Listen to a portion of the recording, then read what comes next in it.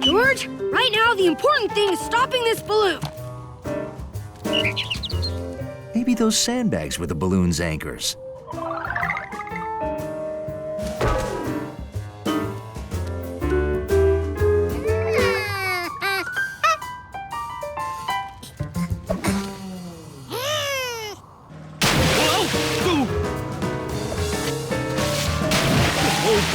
Steady, steady. Well, I'm trying, but I don't want those bags to hurt my boat. Hey, Clint, you know you can't park here. Loading zone. Don't drop anything else. It makes us lighter so we go up. We need to be heavy to go down. Officer Wint, my monkey is floating away with the boy next door. Climb on.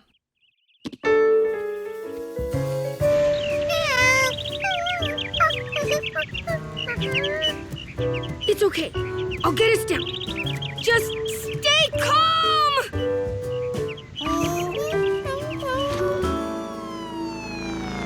Okay, they're just ahead. Easy. Let's try again. Got it. Whoa, whoa, whoa. Well, good luck then. Oh, oh, whoa. Oh, I've got you, George. That's not a safe and approved manner to ride a balloon. I know, Bill. I know. Now, don't worry. I'm gonna help you. Ow! Ow! This is what happens if you don't follow the rules.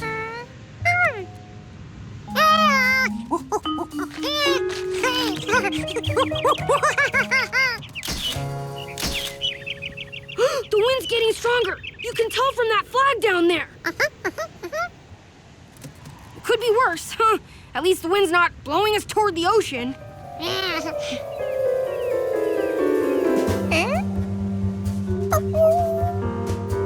Oh no! The wind changed! It's blowing towards the sea. Do you know what that means?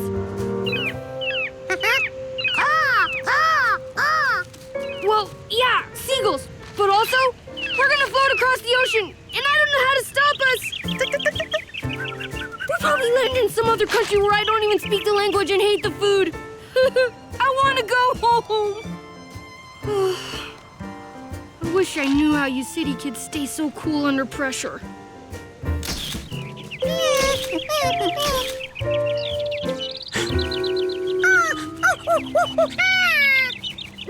What is it? What is it? Hey, pull that cord. It will open up the vent and he can fly out the top.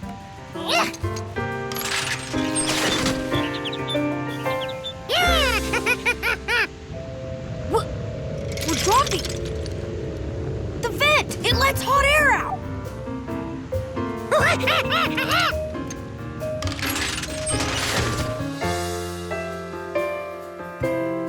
So that's how you make a balloon go down.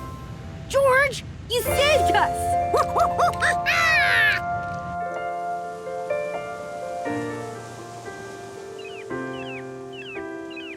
Oh no, the wind's picking up. We're gonna land in the ocean.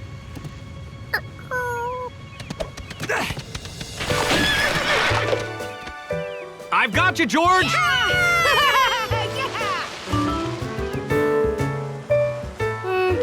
I was a little worried, but there's a proper way to worry without panicking.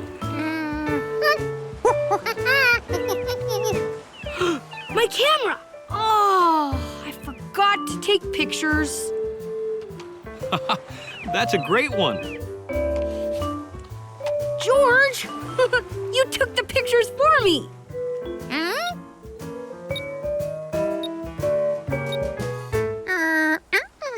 If I didn't and you didn't, how?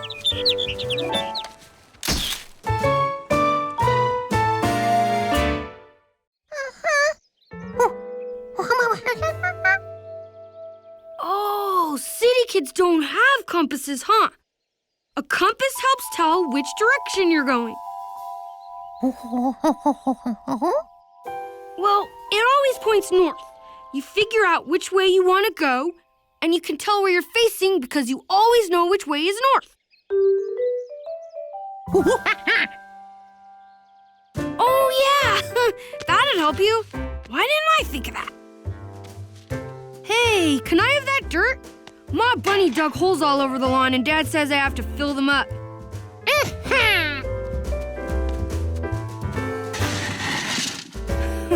Boy, can that bunny dig. Thanks. Anything you want to borrow, just ask.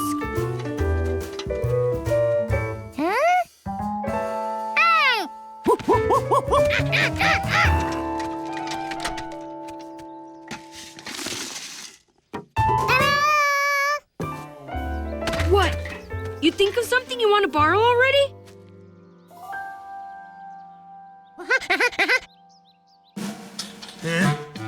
There. Okay, gophers, stroll in, eat delicious grapes, trigger the rope, gate slam shut, and wham! Gotcha, gophers!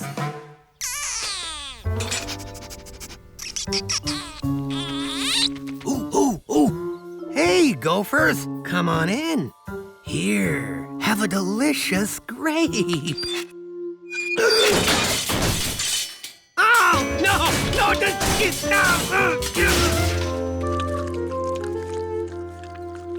Are you here to catch 'em or feed 'em?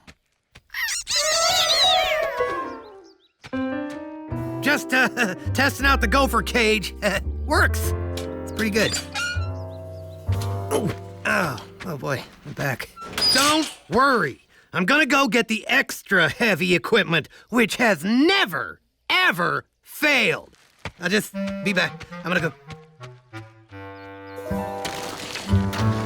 George had everything he needed. A compass, a professional digger, and a way to get rid of the used dirt.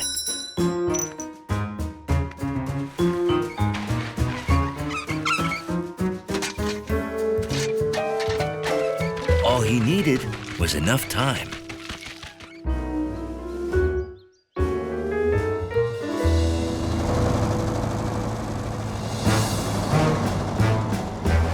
Attention, gophers! All aboard the Calhoun Crane Express!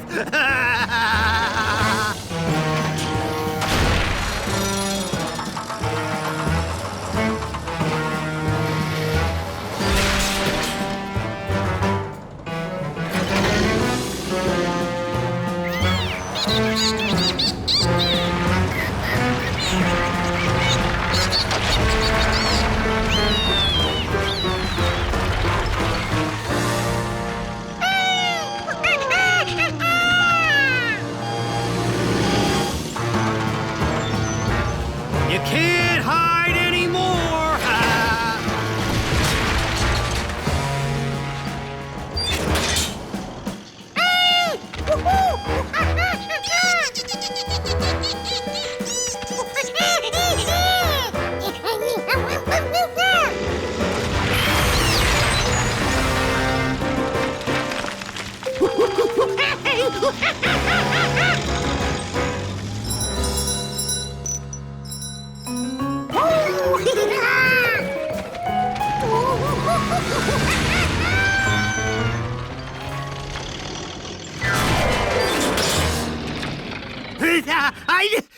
I did it!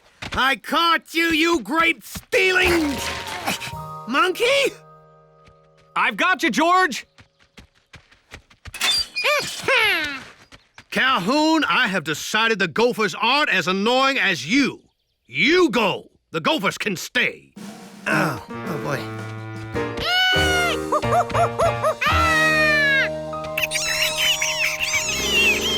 Oh, what a mess! So, who wants to help me clean this up? I can pay you in grapes.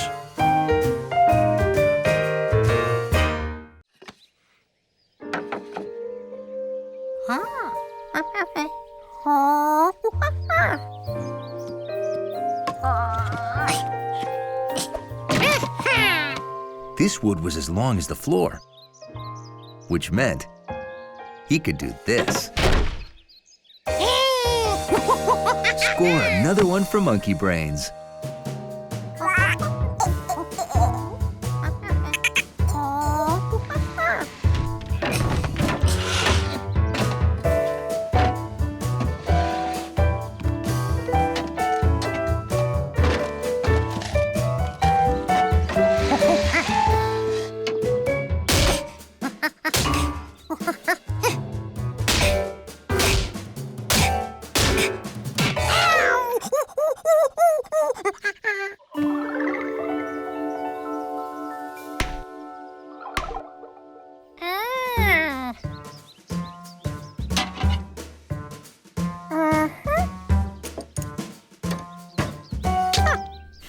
So that's what the goggles were for.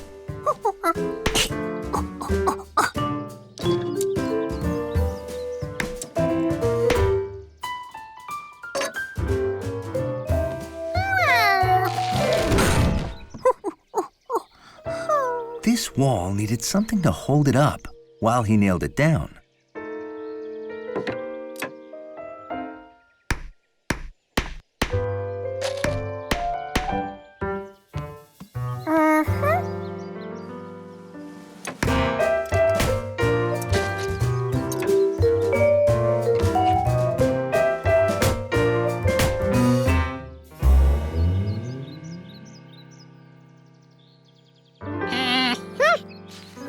Just one wall to go. But George was out of nails, and the only wood left was the piece he couldn't lift.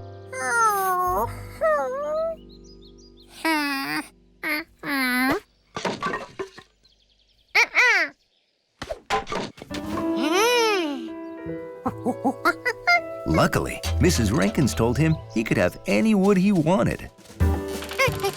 Mr. Quint wasn't home, but George had seen him get nails this way.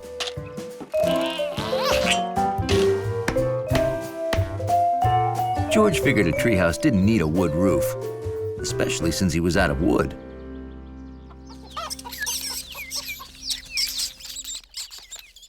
How do you like your new...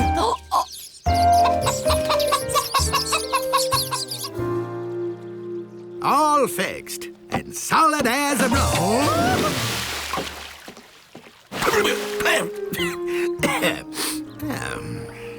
Maybe you should have used nails. Oh, I'm dying to know what you've been up to. Can I look yet?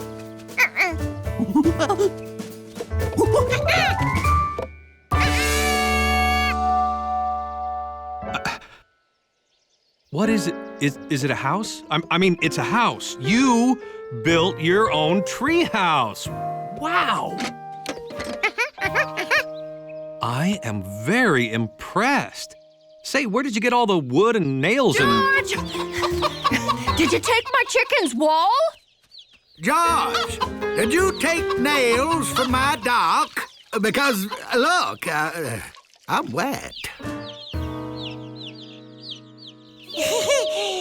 I'm sure it was a mistake. He'll give everything back. George? Before he'd had a chance to make even one house rule, George had to take his treehouse apart.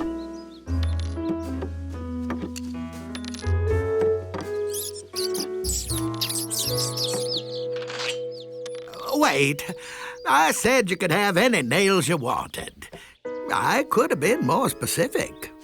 Then I can make a new wall. That one looks like it belongs there.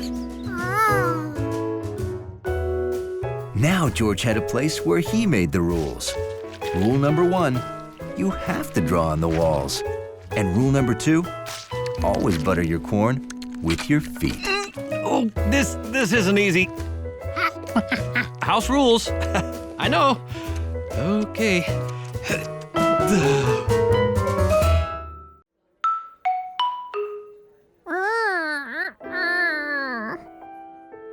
The notes didn't climb stairs anymore.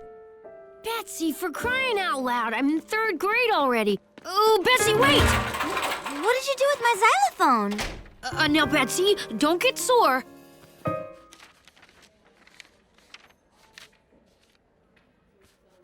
I don't know.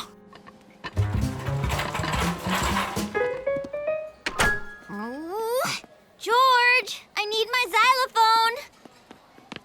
Betsy, wait!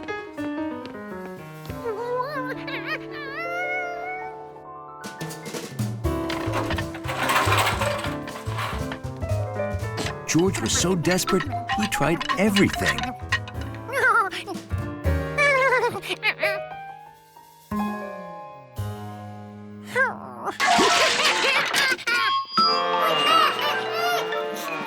What was that?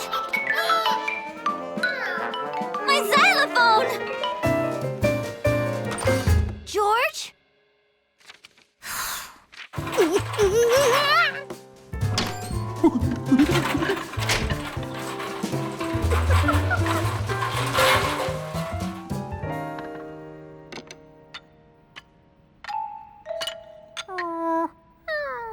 This was hopeless. George was never going to figure out how to put on those keys. This key had a number on it. And so did that one. They all had numbers. The first was 8. What comes after 8? 6 was all roundy like 8. They just looked right together.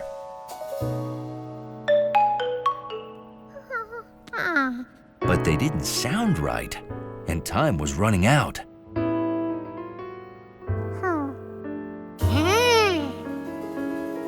What if 8 wasn't the place to start? Maybe number 1 came first, like in counting.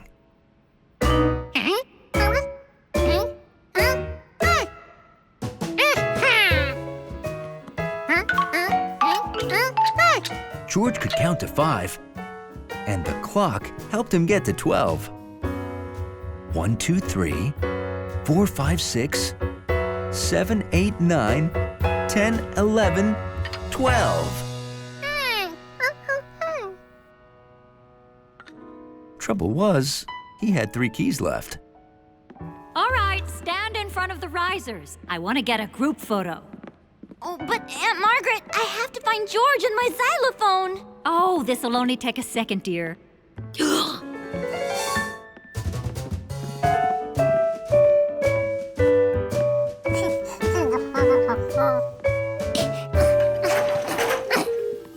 Where did those last 3 keys go? George couldn't count to 15.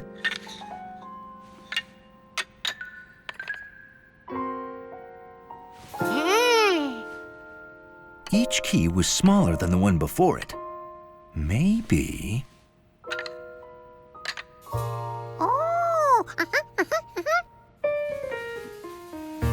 1, 2, 3, 4, 5, 6, 7, 8, 9, 10, 11, 12, 13, 14, 15.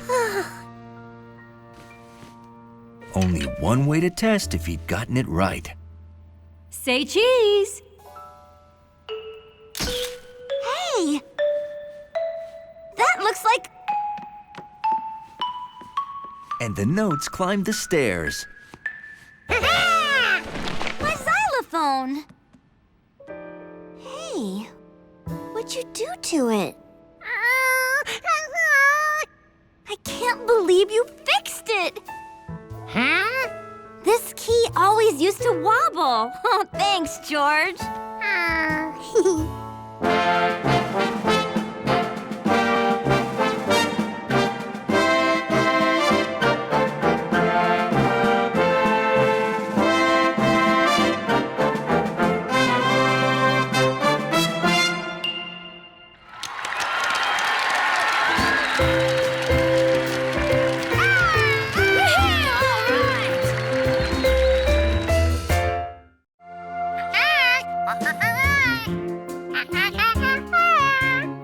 I know.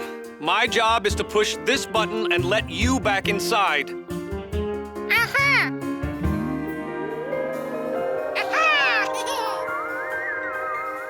And don't forget, be a good little monkey spacewalker.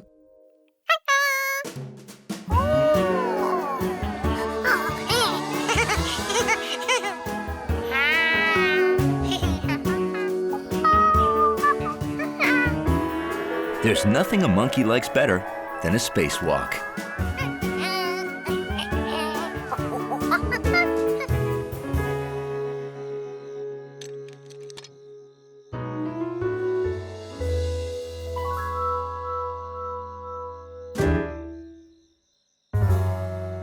Wow, that city kid really gets around.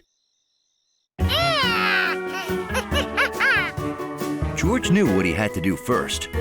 Remove the nuts using the wrench.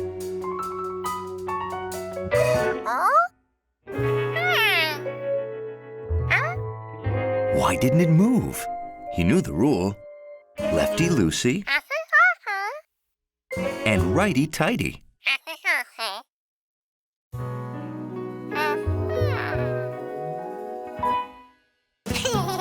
He wasn't the first monkey to mix up his loosey and his tighty.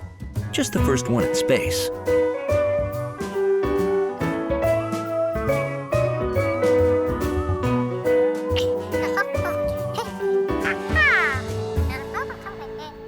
Oh, did I mention George only has enough air to last 2 minutes?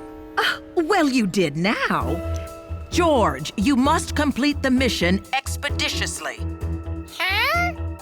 I mean, finish up and get back in the rocket very quickly.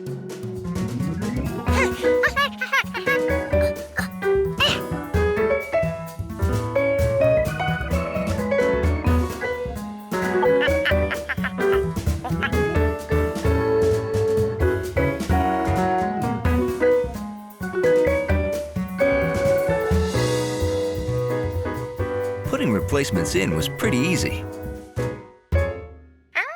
And then it wasn't.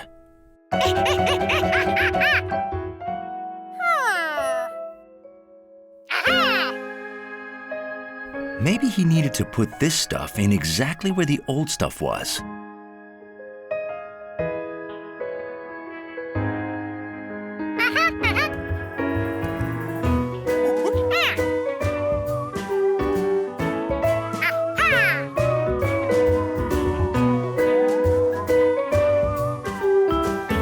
Oh no, this last hole was a completely different shape. George, you need to head inside now. George? I'm going out there after him. You can't. You don't have a tether. Oh, boy.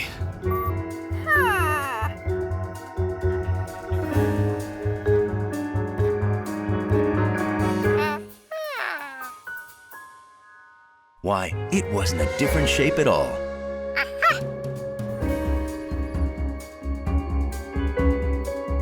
Now he needed righty-tighty.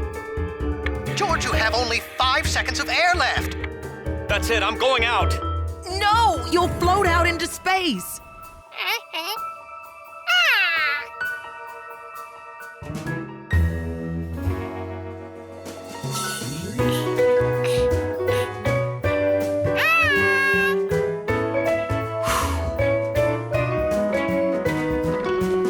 He made it! George is safe! Yes, George! George did it! The telescope controls work again! Great work, guys. You're coming home. Oh, it wasn't 2 minutes. It was an hour and 2 minutes. My mistake.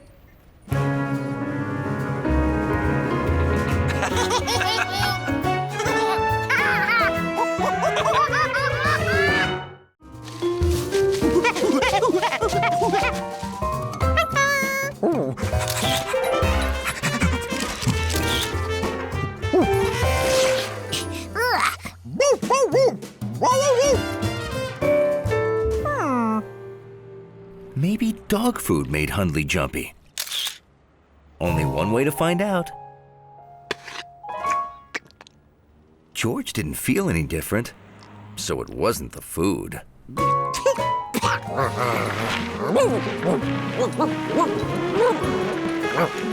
Hundley was more energetic than ever. Now he wanted to go back out to play.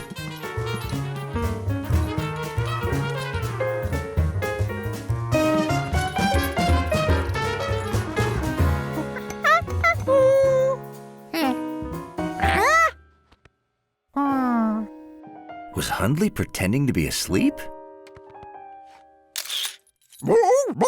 Or had his mood changed again?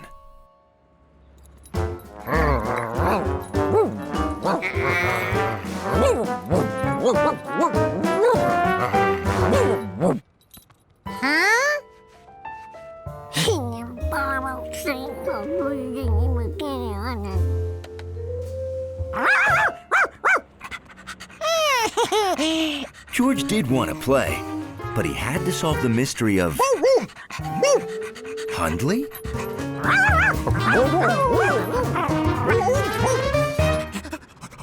This was too much. Was Hundley sick? No, his nose was cold.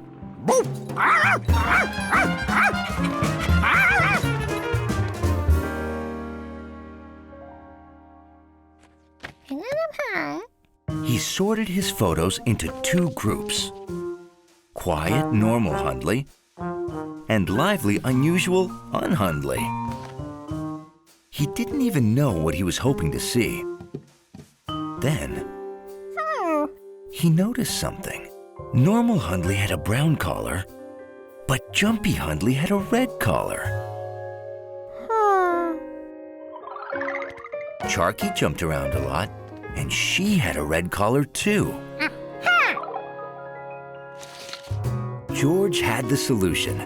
Red collars make dogs jump more.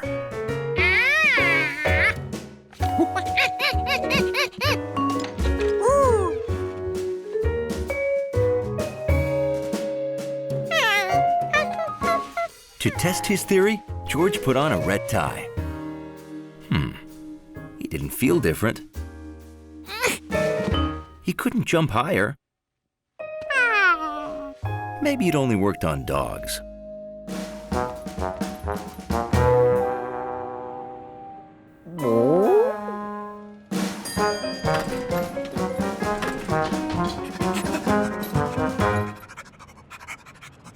Hundley thought he sure was looking good tonight.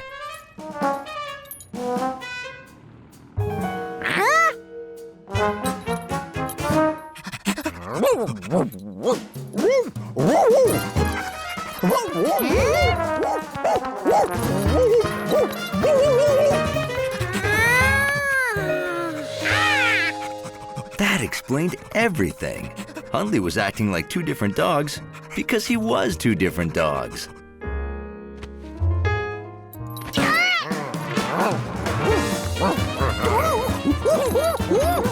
Hundley! George? Doxy! I've got you. I'll take her, my poor little Doxy. Oh, yes, she did.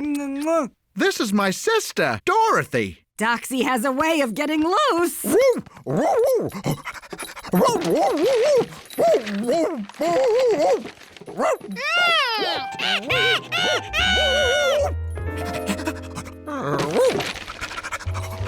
Wow. If I didn't see her right there, I'd think that was Hundley wrecking the place.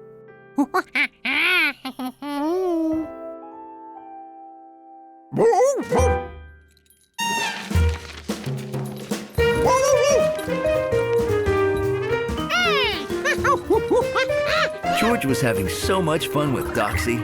Maybe someday Hundley would meet a monkey he could have fun with too.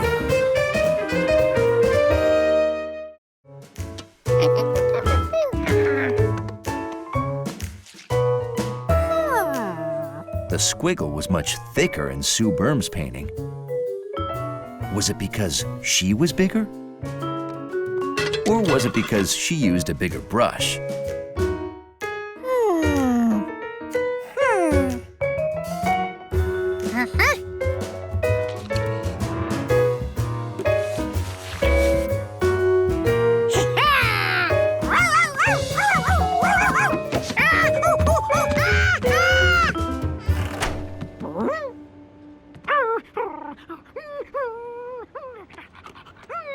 George needed to paint a lavender blob. But he had no lavender paint. Out here, Mr. Glass.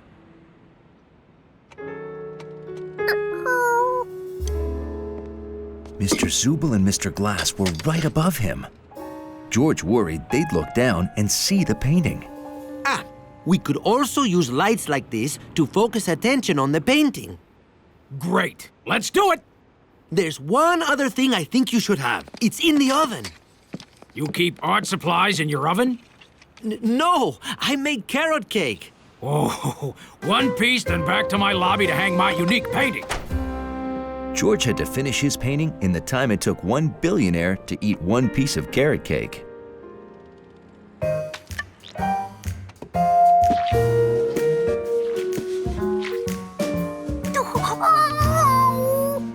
Blue was the closest color George had to lavender, but it was wrong.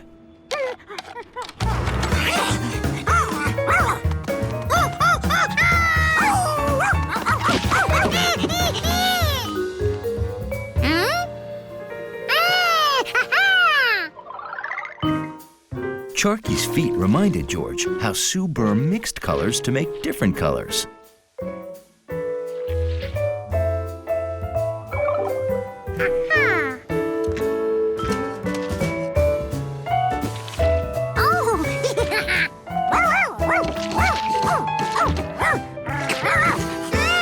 Sharky hadn't made lavender, but she had made black.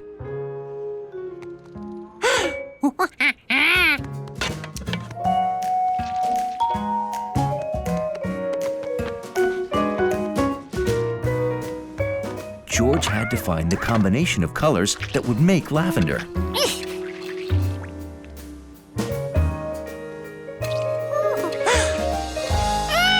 White turned the color lighter.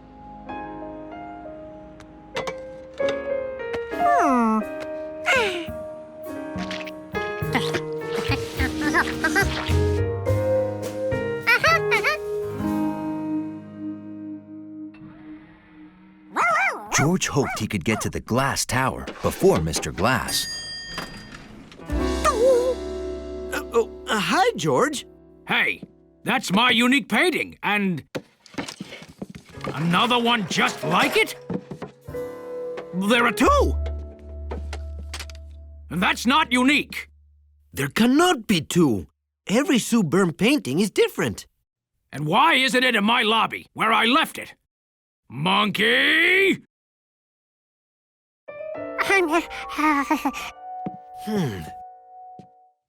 They're almost identical, but this one has Sue Berm's nose print.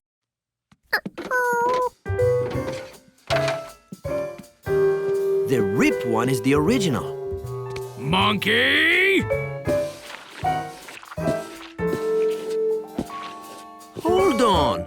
George, did you make this copy because that one ripped? It's almost perfect! You're a good painter, George!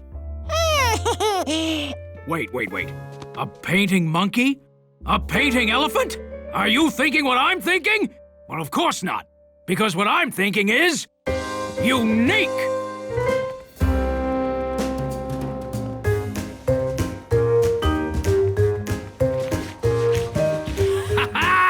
Tell me that anywhere else in the whole world there's an elephant and a monkey painting in a lobby. Well, I'd say your lobby is unique. Yes, exactly. And you know the best part? They work for peanuts!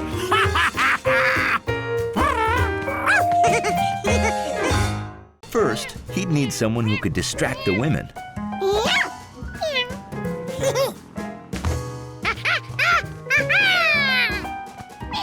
Second, he needed someone who could open that cage.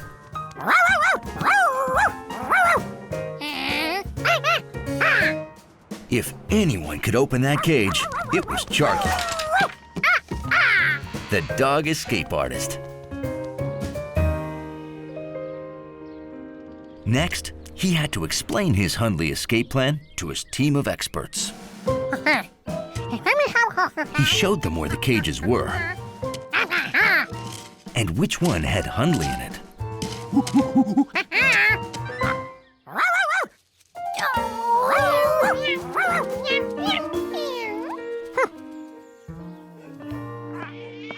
Well, you like the flea bath, huh? You are an itchy fella.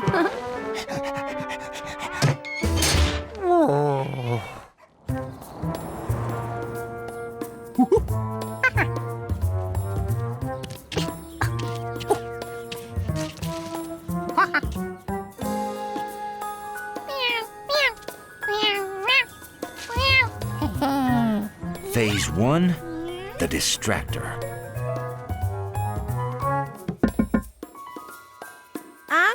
I'm coming.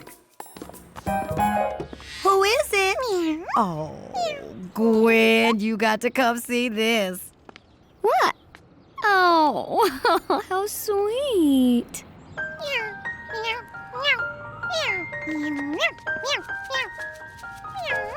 Oh, look at this. Look, I'm gonna eat you up. Well, don't you think that's the cutest thing you've ever seen?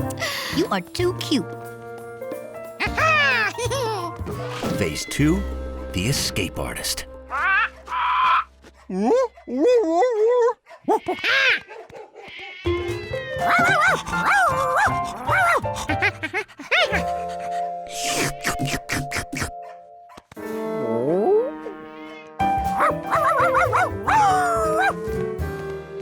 At least phase 1 worked.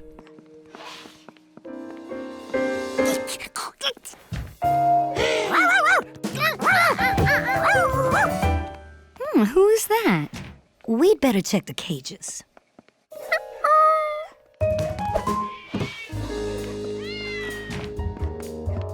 There's no one missing.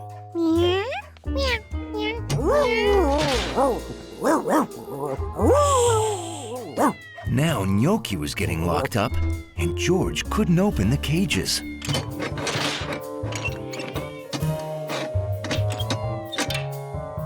Or maybe he could. Shh. Please. Thank you.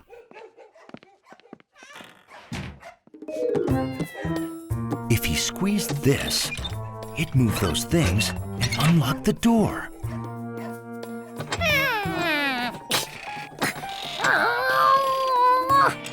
Was he forgetting something? Like the sliding bar across the top? He was so sure it slid out. Maybe he pushed when he should have pulled.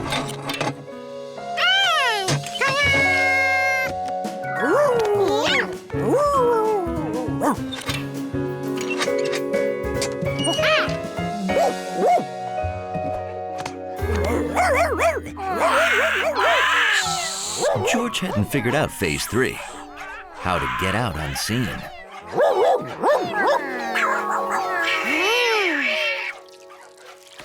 Would you please go see what's upsetting them? Oh, it's just the cleaning lady. Oh, the cleaning lady. Stop her, please. I got to pay her. Too late. She's gone. There was one step left to complete George's plan.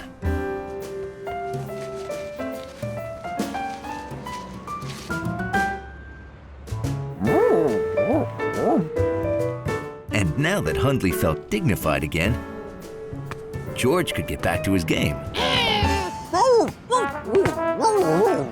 And Hundley could get back to defending his lobby's dignity.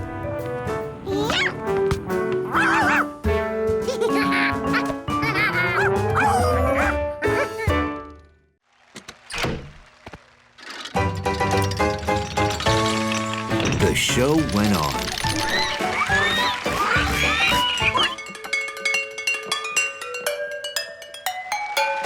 And on.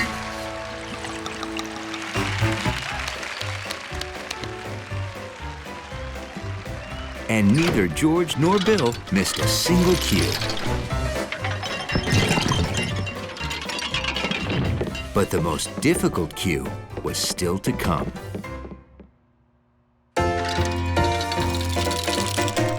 She's out in all weather, looks stylish in leather, has tons of bovine We're doing great. Just that one big cue left, remember? It's not her sirloin steaks, it's the milk she makes. How I love to hear 1 confetti, 2 curtain, 3 trapdoor, 4 flat, 5 curtain. Got it? What starts in her udder ends up as fresh butter, or milk or cream or yogurt if you please. Someone could trip. Everything she eats turns into lactose treats, from an ice cream sundae to a Got taco it! with cheese. George, pull trap 3C! No, 1C!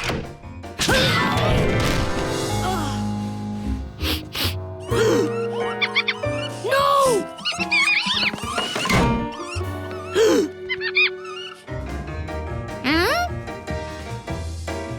That was odd. Bill was usually so responsible.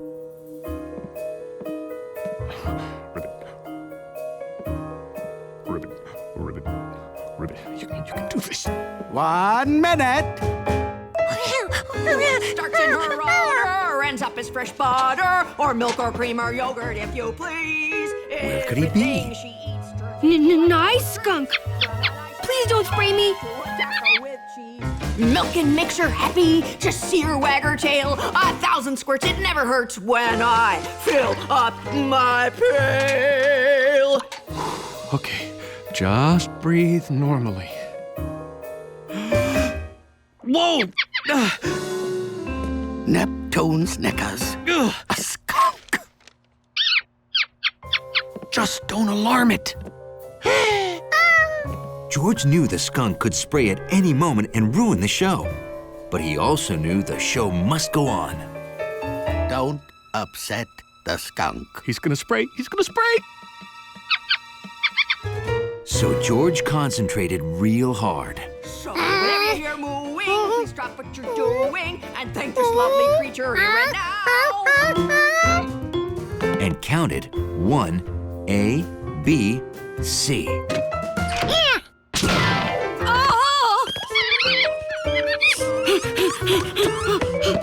She's a topsy-turnsy, purebred Guernsey, four-legged miracle of nature. Look out!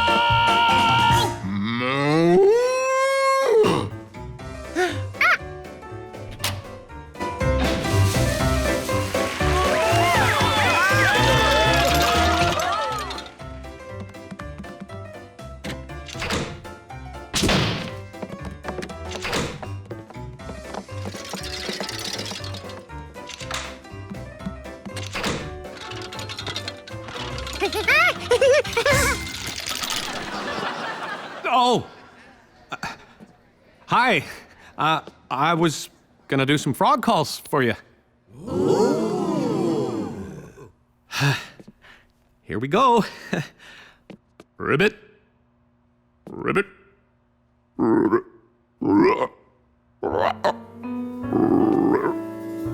George, you were amazing. Maybe the best stagehand ever. And that's about it.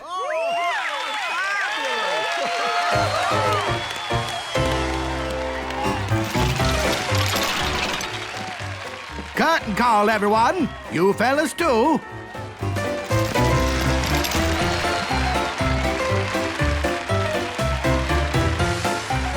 You know, with all the chaos, I didn't have time to think about being scared, so I wasn't. I must say, those were some fine frog calls.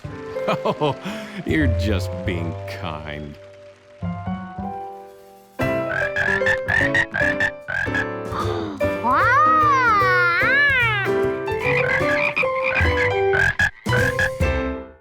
Mr. Auger reconnected the pipes, then had one last thing to do.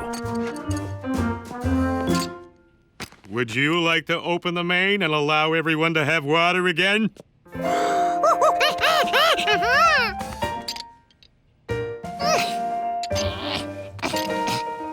No! Open it! Lefty Lucy!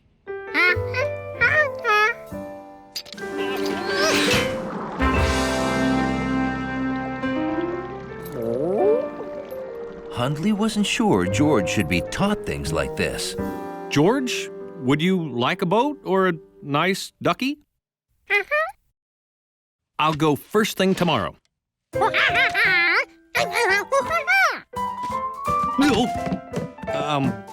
You'll clean up so I can go buy toys now? Remember how to use the dishwasher? First, scrape the food off the...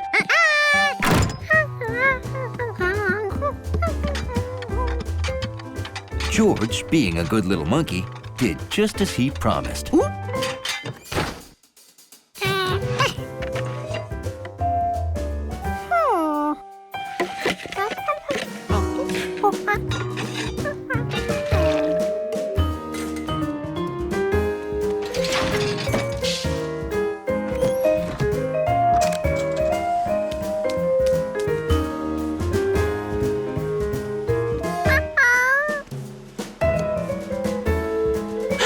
Water was backing up out of the dishwasher this time. Why? Mr. Auger must have missed a clog.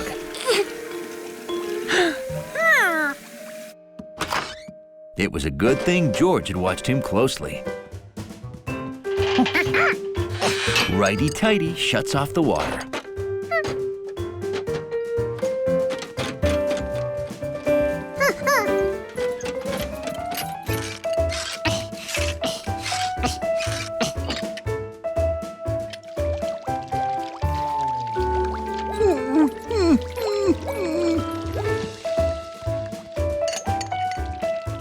He did everything Mr. Auger had done, but didn't find a clog.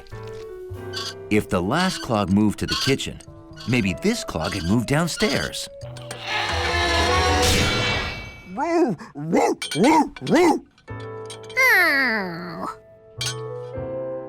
This was too big a job for one monkey. He'd better go get the man with the yellow hat from the store. Being a good plumber, George reopened the water main so everyone would have water. Being a monkey, he forgot he'd opened the taps in the apartment.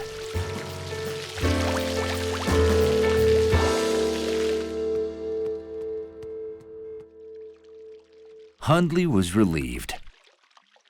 With George gone, nothing sloppy could happen.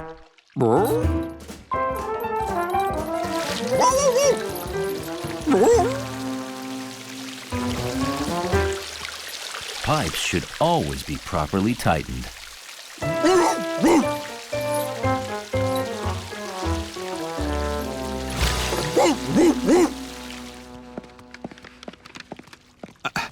George, when you came to the store and wanted me to come home, did it have anything to do with the water pouring off of our balcony?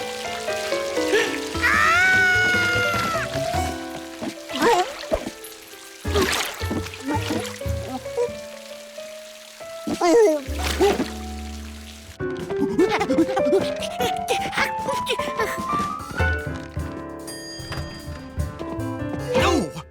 Did you call the plumber yet? Is something wrong? I was on the roof feeding the pigeons. Holy hinges! Hundley!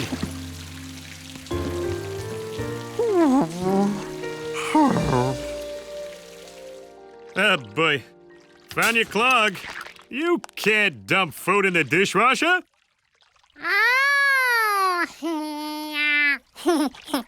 And from now on, leave plumbing to the experts. That would be me. His plumbing day's over. George enjoyed a nice hot bath with his new tub toy. Guaranteed never to slip down the drain.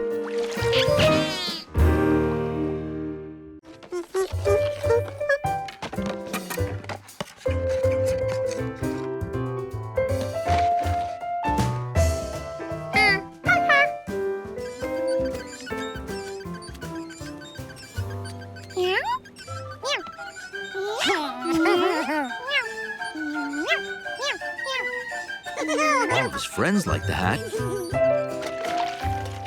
so George added more fun. For himself. And in conclusion, blah-de-blah-de-blah, etc., so forth and so on.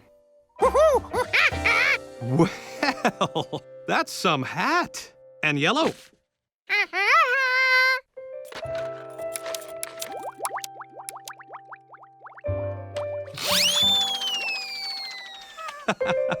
Can I see?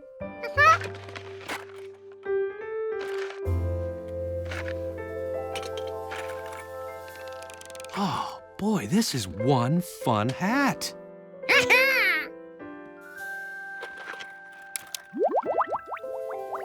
Wow, if I could have had a hat like this, I may never have gotten my yellow one. That was the best thing anyone ever said to George. You want me to have it? This is the best thing anyone ever gave me.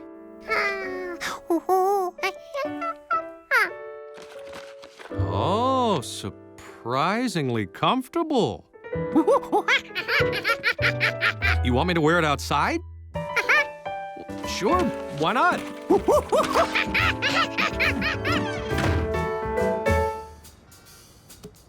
Good after. Oh, some chapeau. George made it.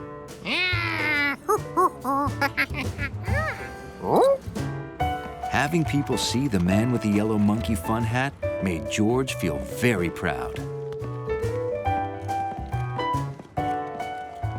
Hi, Charky.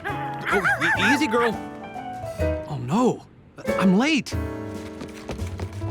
George, I've got 5 minutes to get to the museum for my speech.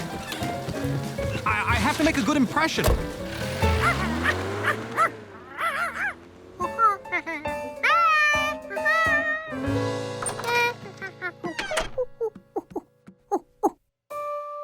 George was tempted to play with the yellow hat, but the man had asked him not to, because he needed to wear it to give a very important speech at the museum. Oh boy.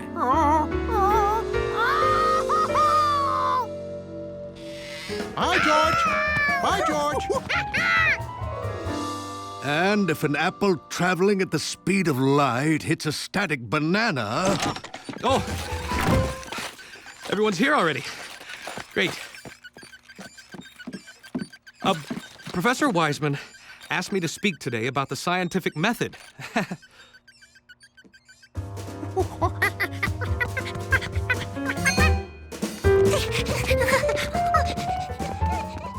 Of course, we've all heard the saying, what goes around comes around.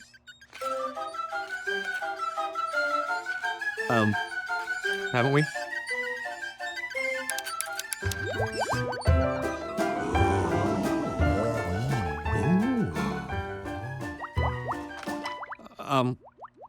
Did I say something wrong? No, continue. This is fascinating. Whoa, what's stuck to my hat? Oh!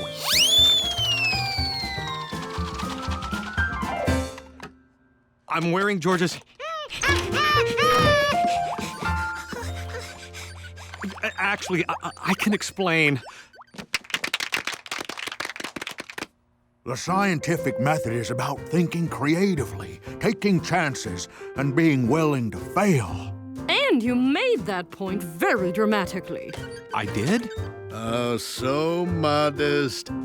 Now where can I get a hat like that? Well, George made it. I want one. I want two.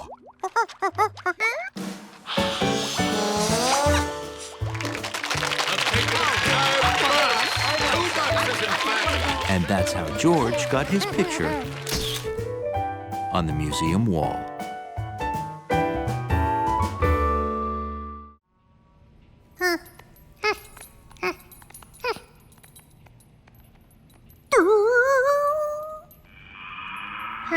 First, George had to figure out exactly where that noise came from. Except it seemed to come from every direction. Hundley didn't feel dignified, but he didn't feel scared either.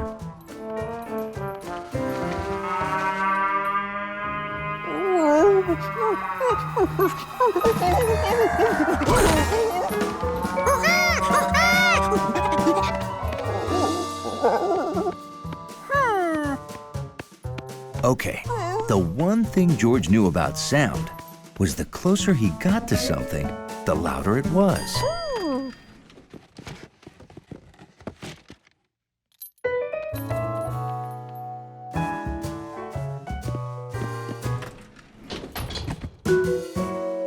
But how could George get close to the creepy noise without getting close to the creepy noise?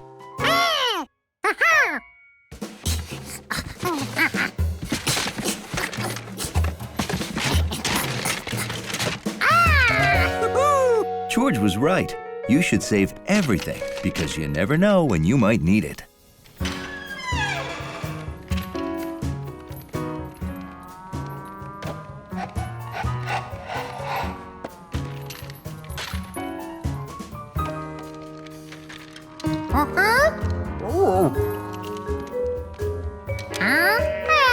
To help pinpoint the noise, George divided the basement into 4 sections.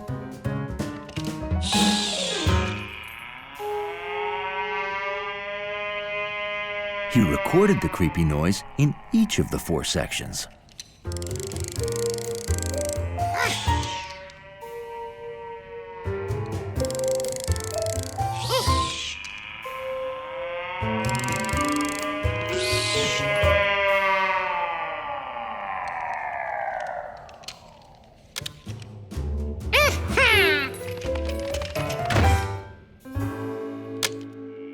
George played the recording and listened closely.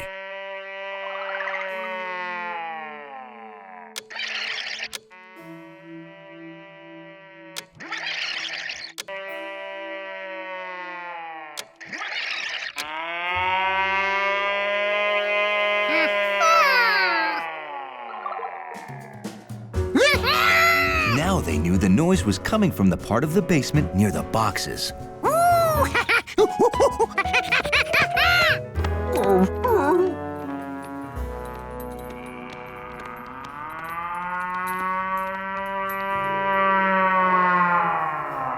They'd found it.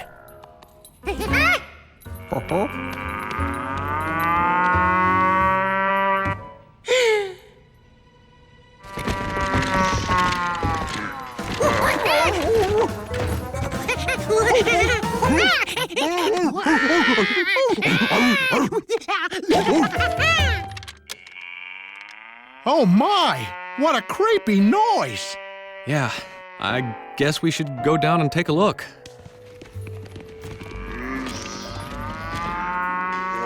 After you. No, after you. Hundley had enough. He was tired of being afraid.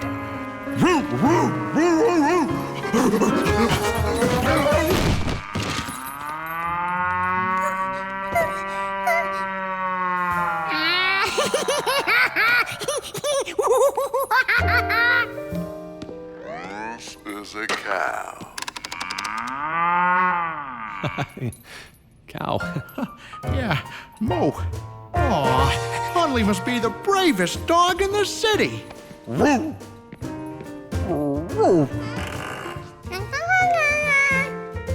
Well, let's get the rest of those boxes down here. Haven't you learned noises are nothing to be afraid of?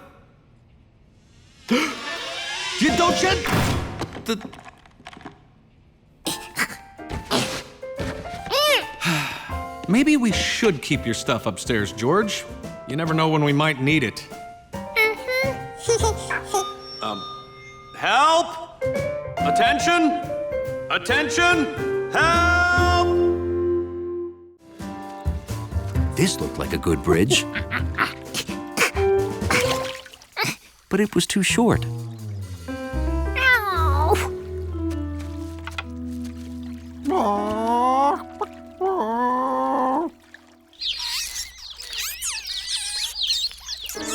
George was getting so hungry, it was hard to think.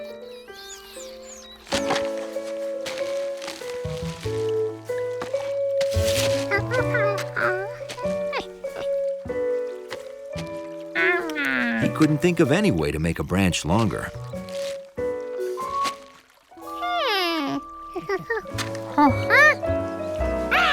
He could make this longer.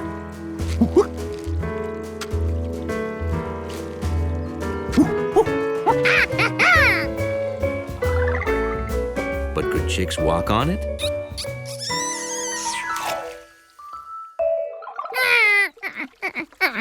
He needed something wide and flat.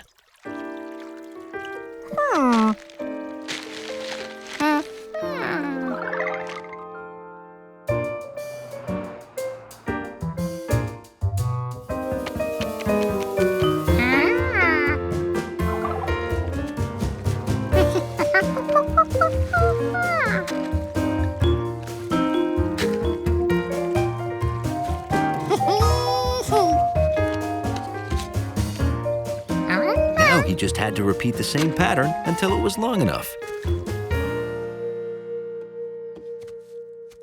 Am I the first one here?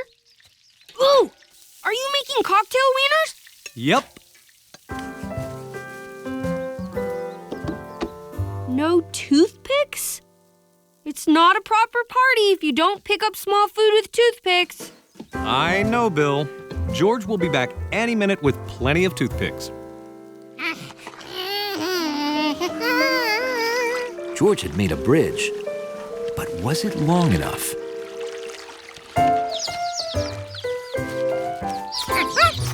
Now all the chicks had to do was walk across.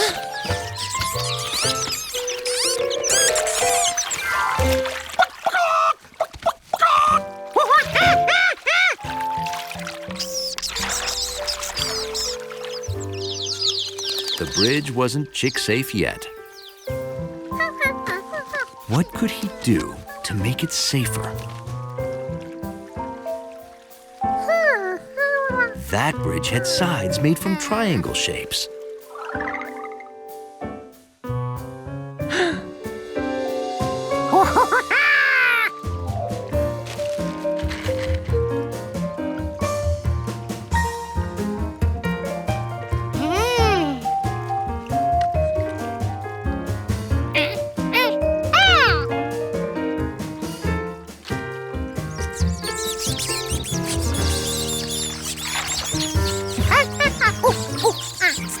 George suggested they cross one at a time, in case the bridge wasn't strong enough to hold them all.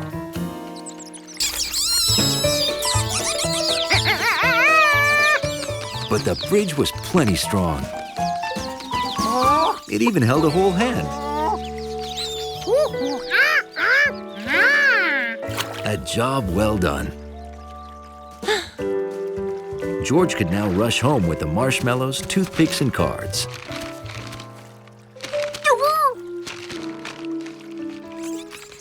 Maybe not straight home.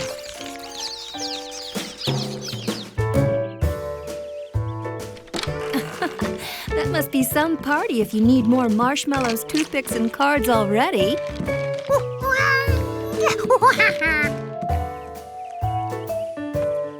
Now it's officially a party.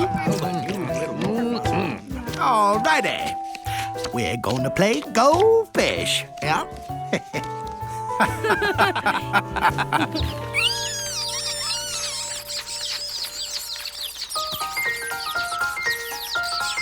Mama, come see what the chickens built. They are geniuses. We better start looking at colleges. And that's how the Rankin's College Fund for Gifted Chickens got its start.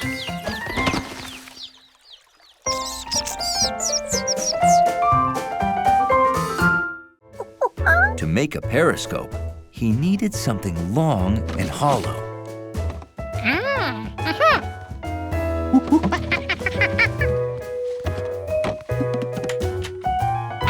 And a couple of mirrors.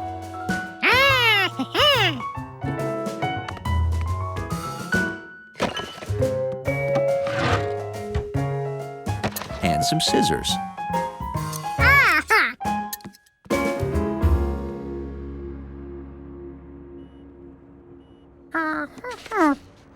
Figuring out where all the holes should go wasn't easy.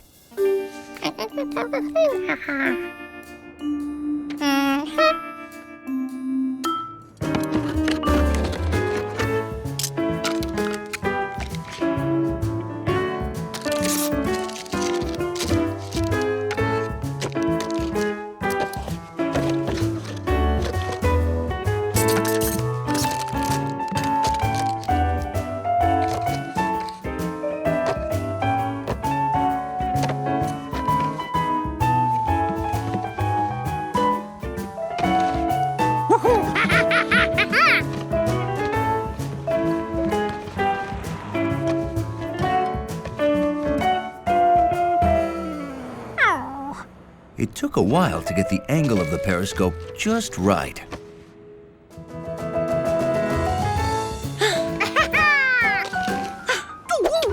He was gonna need something to hold it all together.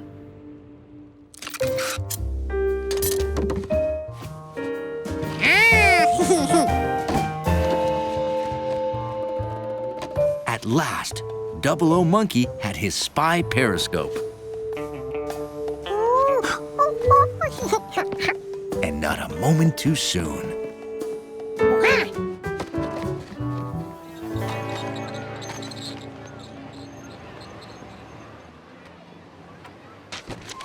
George's periscope worked great. He could see between things,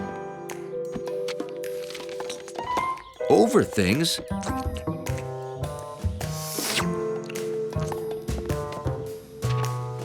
and around things. Nothing was too hairy for his periscope.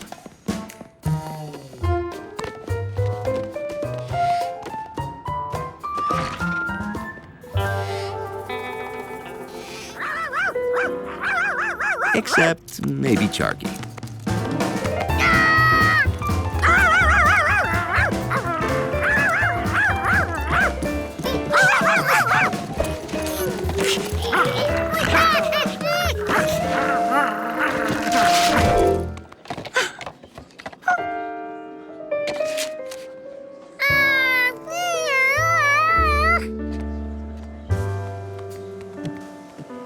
How could he keep his eye on the man with the yellow hat now?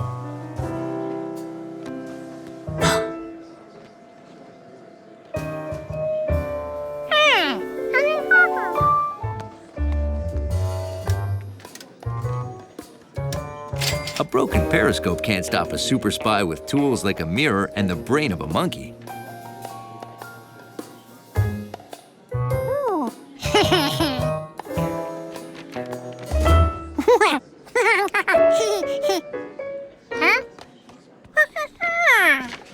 You wouldn't be a spy monkey, would you? Did you make this?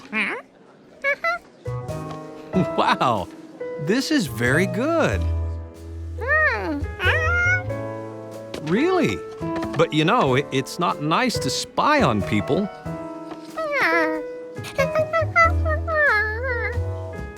And can ruin surprises like this. Now, do you want an official 00 Doggy periscope, or would you rather just make another one? You want both? When you're a super spy monkey, you need lots of ways to keep your eyes on things.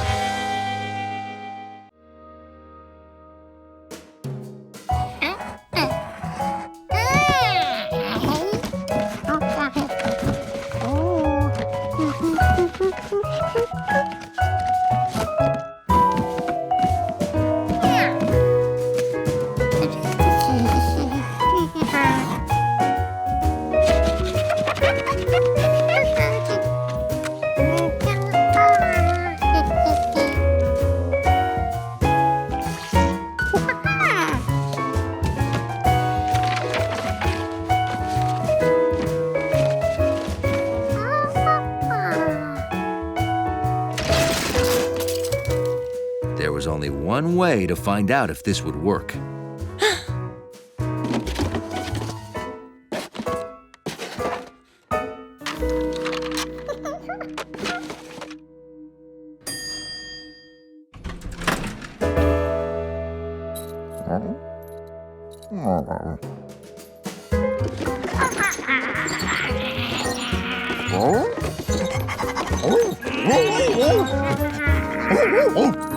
It worked.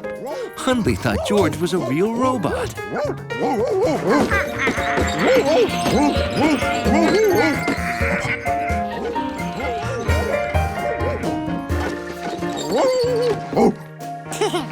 Being robotic for a whole hour was tiring.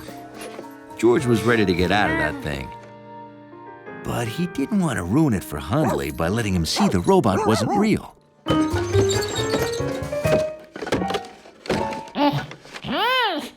since he couldn't reach the button, George decided to relax and wait till the elevator came.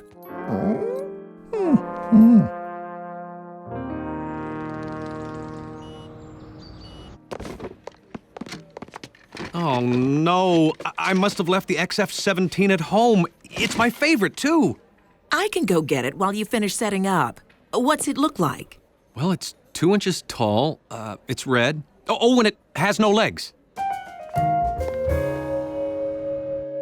George waited so long for the elevator that he fell asleep.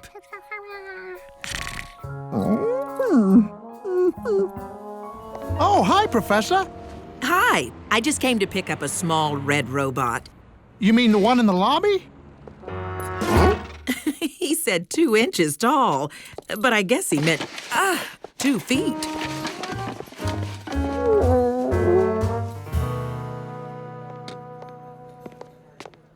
Did you find my XF-17? Yes, it's so cute. How old were you when you built that? 6? I was 22. It's cute? I left it by the elevator because it got heavy. Heavy? There was the elevator. Finally, George could go home. Uh-oh, I left it right here. Oh, no. Someone must have kicked it. Check the floor. I don't think you could kick that thing across the room. Oh, sure you could. It's only 2 inches tall. You mean 2 feet? I know the difference between inches and feet, Professor. There's a runaway robot upstairs. It's small, red, and says XF-17 on the side. You got the controls? What controls? It has no moving parts. I'm so confused.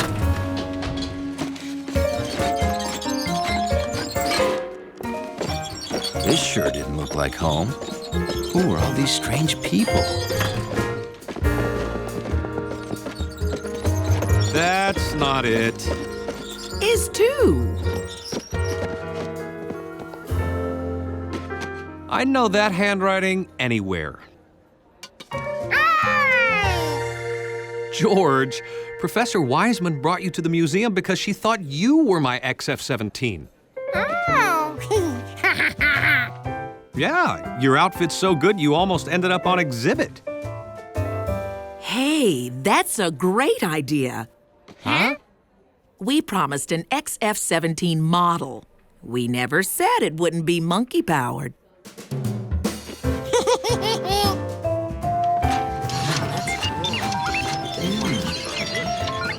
And that's how George became a museum exhibit for a day.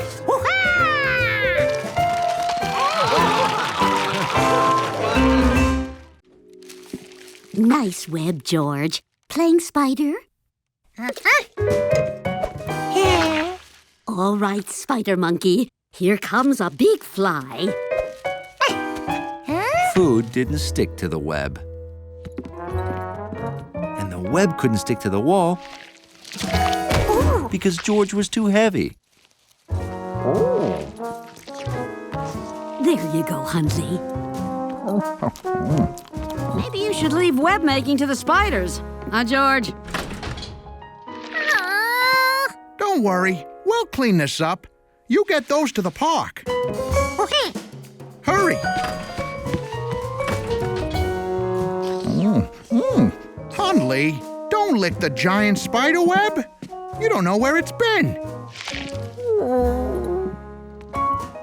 Maybe a monkey making a giant web was just some impossible dream.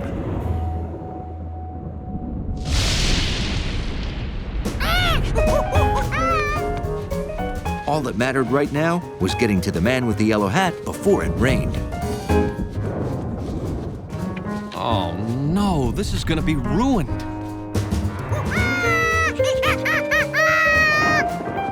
George! Are these to cover the statue? Wow! You even brought plenty of extra strong tape so it won't blow away. Thanks! You really saved the day.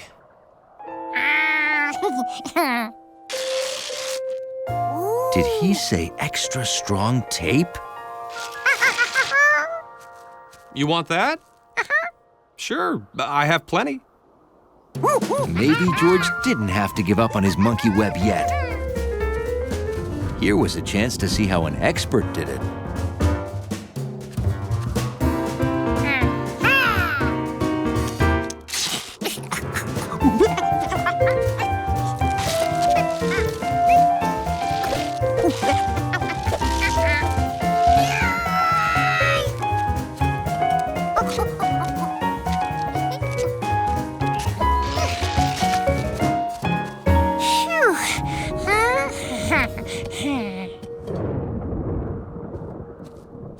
George, let's get home before we get caught in the rain.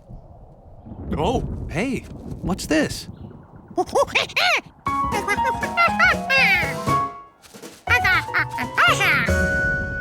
Well, that is a pretty good monkey web, George.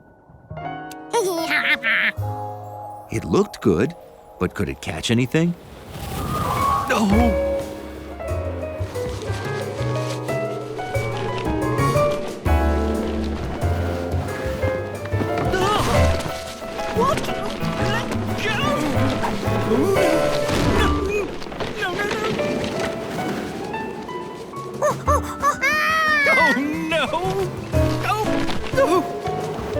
Can we help? Oh, yes, please. This is my grandfather's collection of antique postcards. They're priceless. We'll never get them all.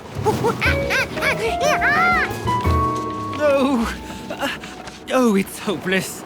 The museum wanted to display them. Now they're going to be lost. Oh my, what luck that this big, sticky web thing was here. Oh, that wasn't luck. That was a monkey.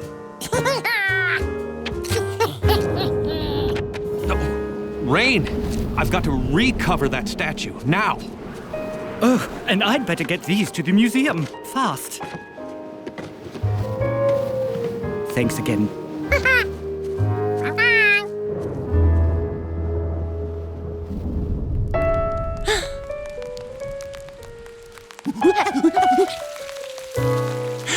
The spider webs had to be saved from the storm, too.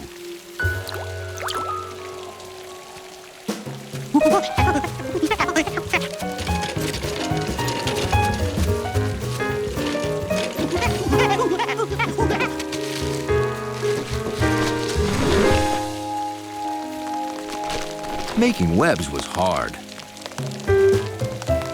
George was impressed little spiders could do such amazing things. George got rid of the rainy day and gave him a sunny mountain view.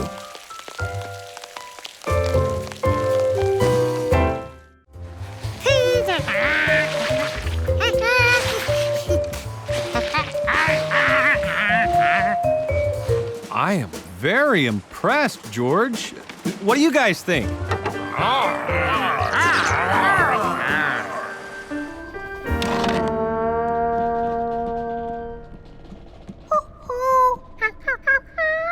George snuck down with something to cheer up sad Captain Hundley.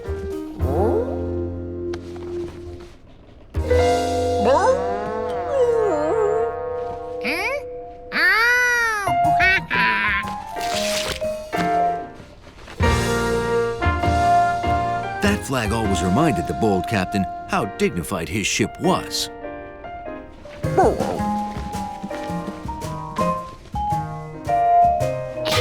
George wanted to hang it up where Captain Hundley could enjoy it.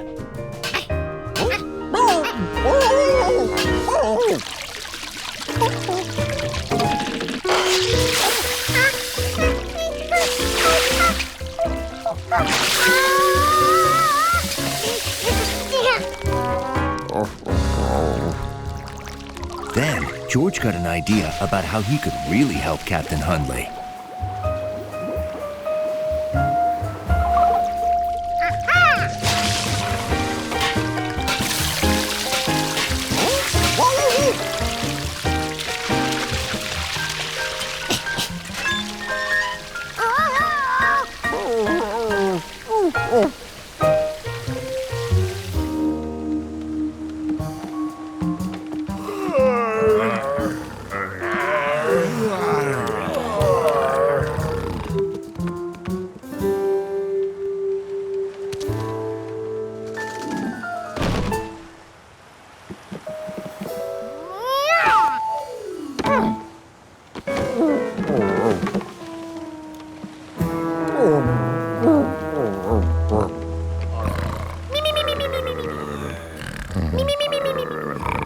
Where is that good little monkey?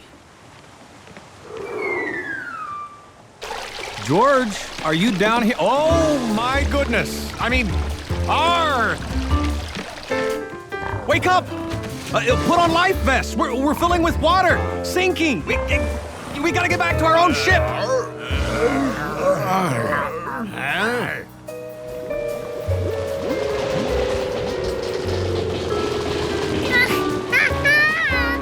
Intrepid Captain Hundley instantly took control of the situation. The wind's out of the northwest at 30 knots, Captain.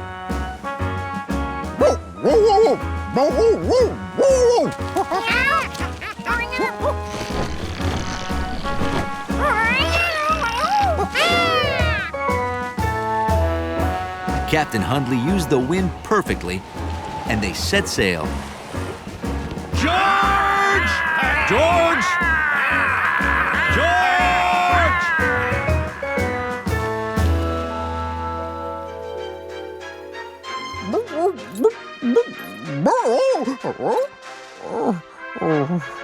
Oh, what's up, boy? Have a scary dream?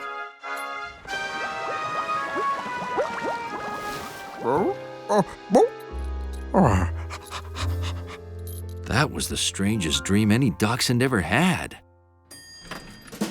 After thinking about sinking, Hundley thought that maybe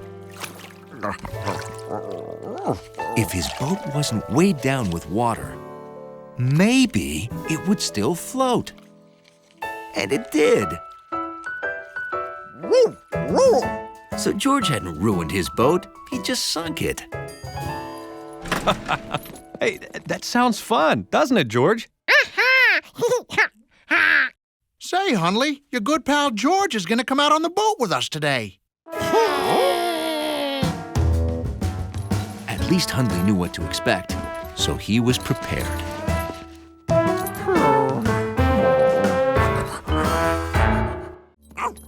Hundley didn't really understand what was going on. He was having too much fun. Do you want to go for a walk?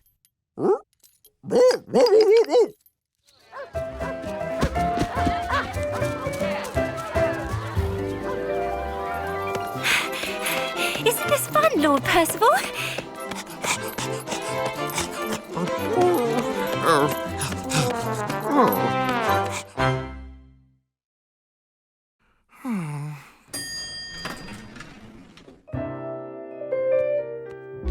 The lobby just wasn't the same without Hundley.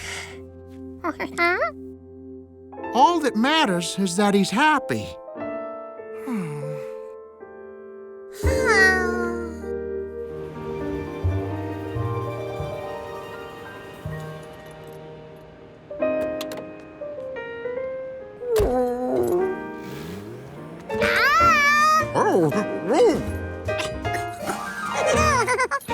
George had never seen Hundley this happy to see him. Percival!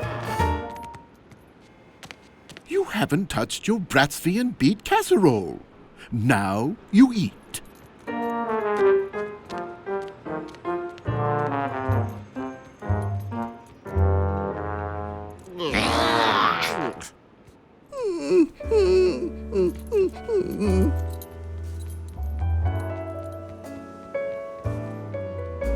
How could Hundley be unhappy?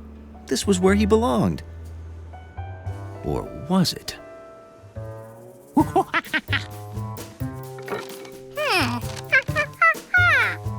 That picture didn't look like Hundley to George, but why not?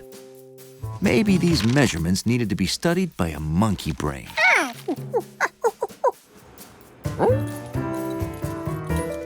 That dog was as high as the third boot buckle. Was Hundley?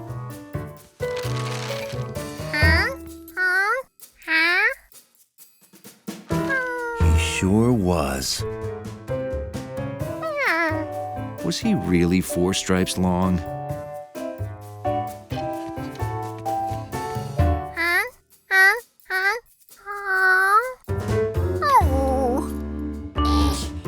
guy must have had some strong neck muscles to wear this.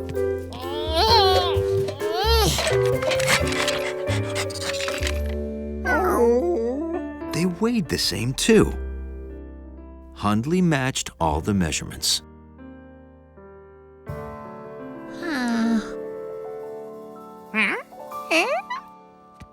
George never noticed that mark on Hundley before today.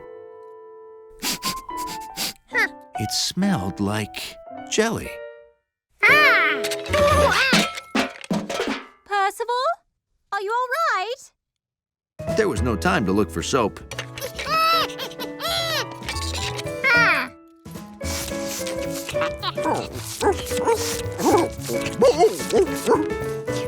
Is something wrong? Fuzzy monkey! Oh, do I get him too? No, Your Highness. Now he will go.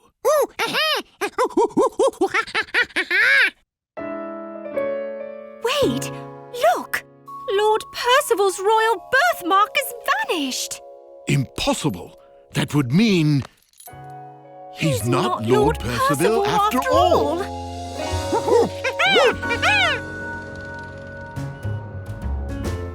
So, we made a mistake. Hundley must return to his old life. You hear that, boy? Don't be too sad, Hundley.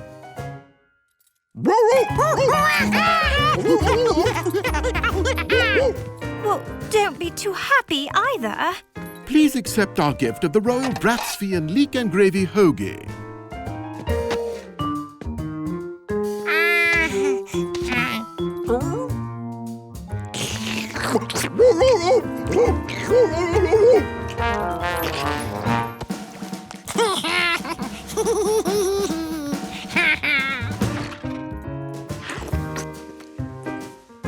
A dog's lobby was his castle, and for Hundley, even better than a real castle.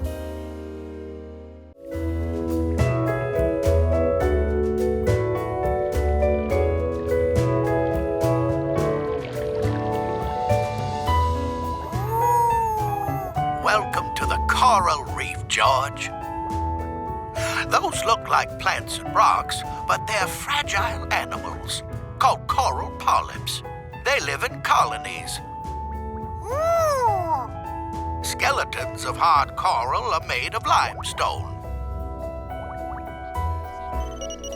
Those hard skeletons create the foundation of the reef. The reef's home to all kinds of sea life.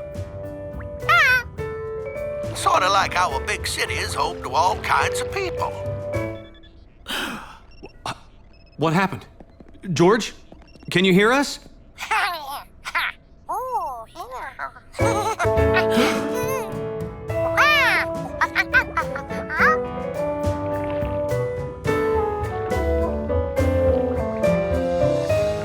The coral reef was so much fun, George almost forgot why he was there.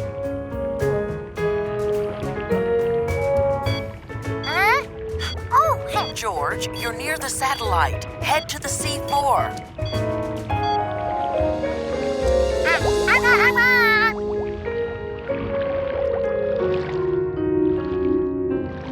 Can you see it?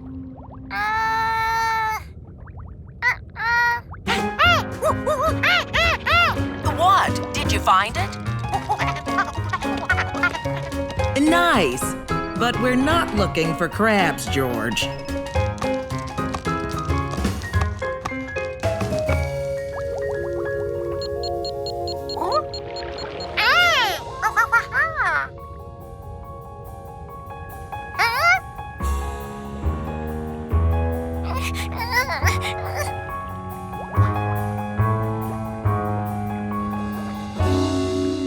Are those sharks? Those are small reef sharks. They're not interested in monkeys. The coral reef supplies them with food.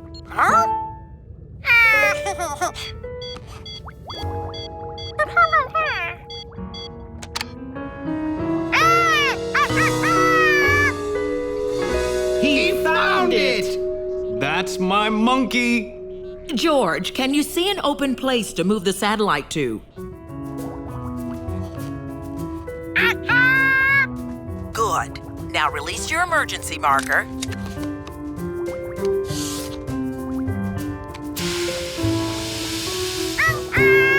I'll fly over and drop you a line.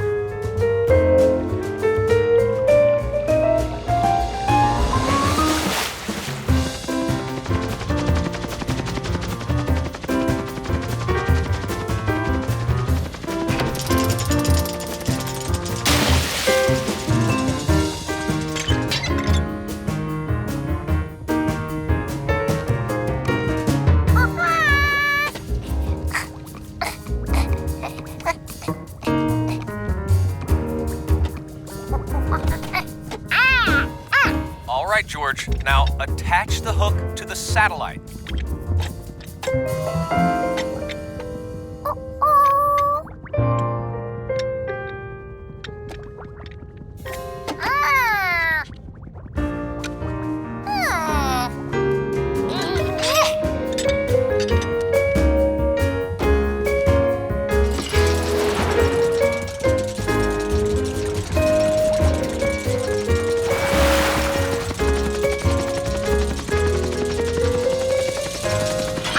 Bring you up one at a time, but this worked too.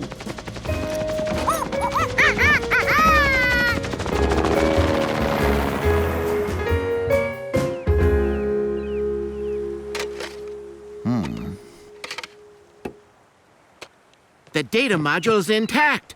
Our research is saved. Thanks to George. George! George! Yep. Flying in a helicopter was fun. But George liked exploring the ocean better, because in the sky, there are no sea turtles.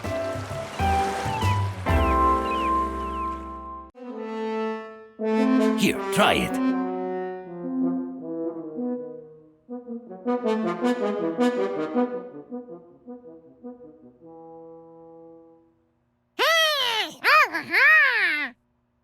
You can practice with this.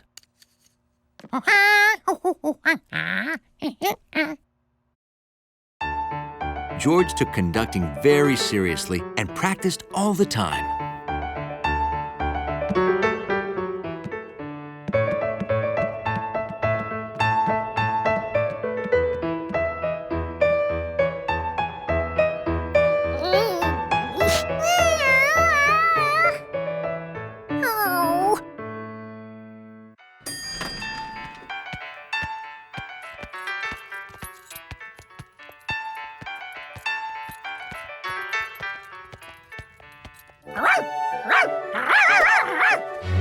He felt ready to conduct just about anything.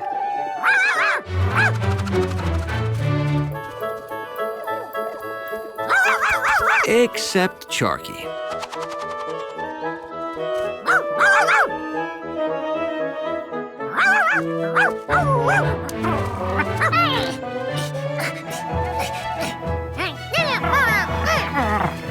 No, Charky. That's not yours. Here's your toy.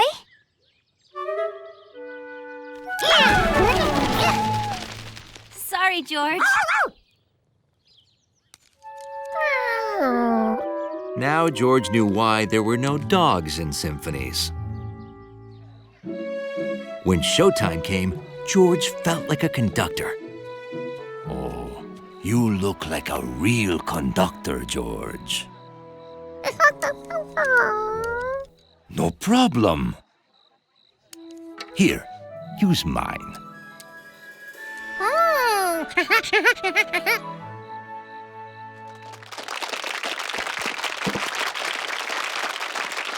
Hey, George. Looking good.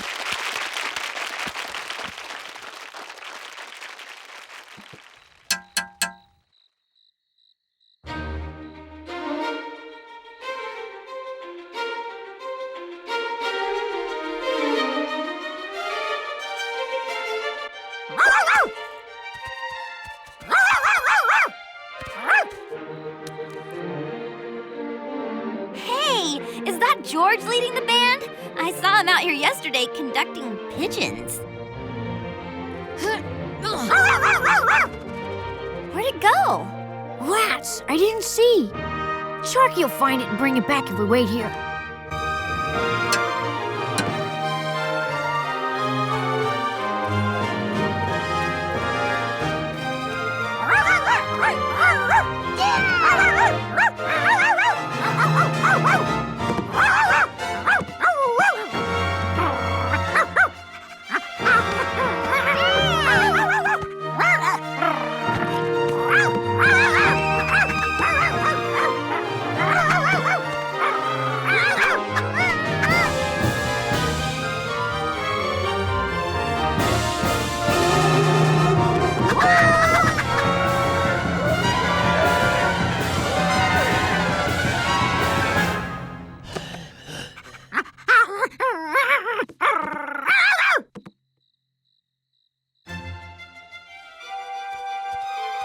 There she is!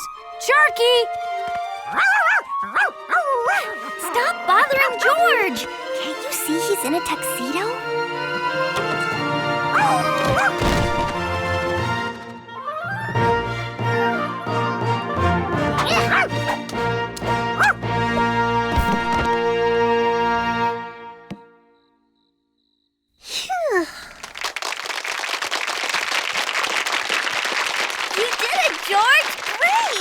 Go, George! Bravo! Bravo! Two things George learned from that experience. Timing was everything. And people love watching a flipping dog.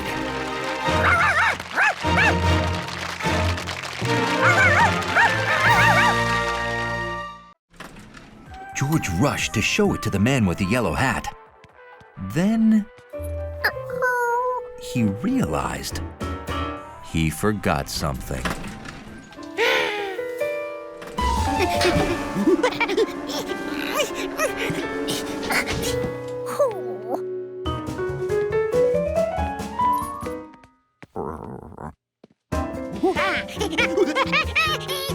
George, what's wrong?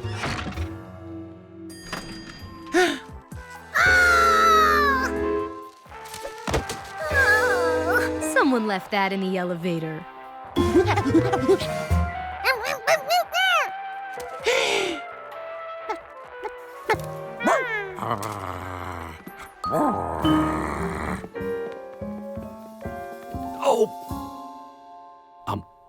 George, did we bring the skunk home in the basket? We have to catch it without scaring it, or, you know. Oh, we can't let that happen. Split up! Catch that skunk! The skunk was pretty confused to wake up in a strange new place, and it really wanted breakfast.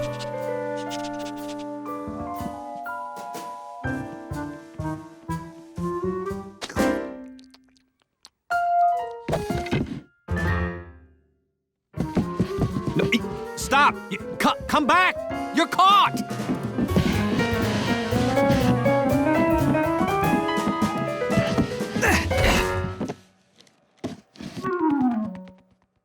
Oh, boy. Stop! I'm organizing one elevator trip for all the floors to cut down chances of scaring the skunk. Skunk? Shh! Don't do that! Right. Sorry.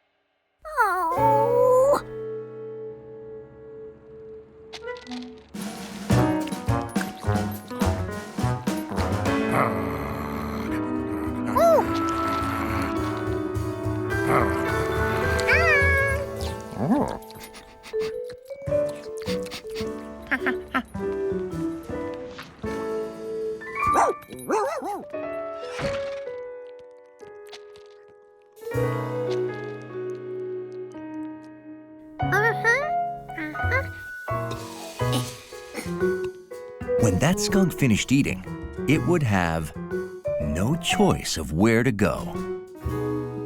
The coast is skunk clear. Okay, going down. Wait for me. Zubul, don't frighten it. Oh, this is Jeffrey. He's a domesticated skunk. He's odorless. So that's the skunk that George saw. Wait till George finds out we were all worried about nothing. George's plan was working. In another second, that skunk would be captured by monkey ingenuity.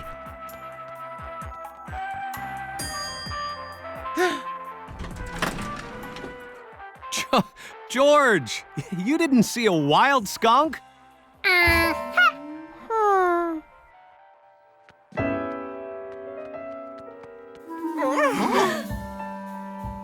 Oh, yes, you did. Don't anyone move!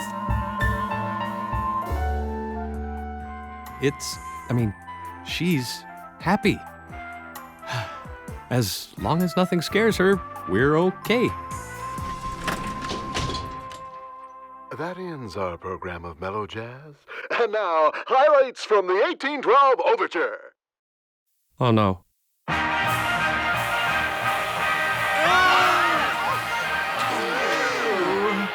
Huh?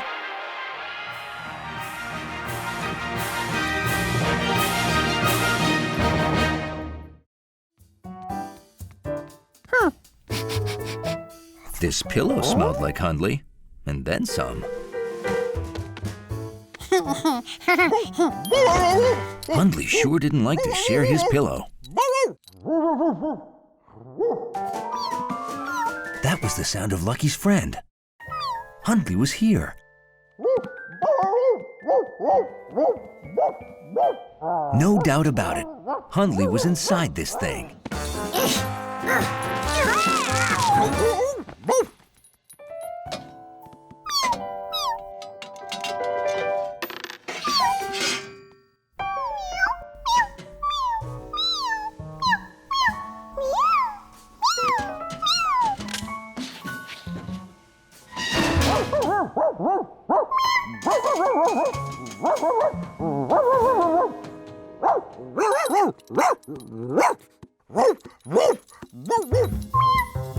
The bark stopped.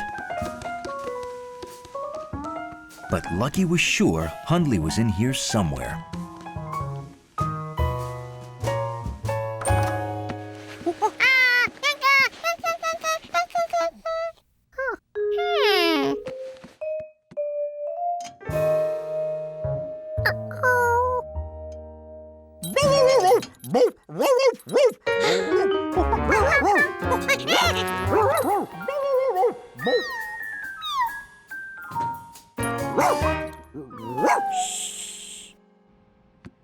Lucky was somewhere in the walls.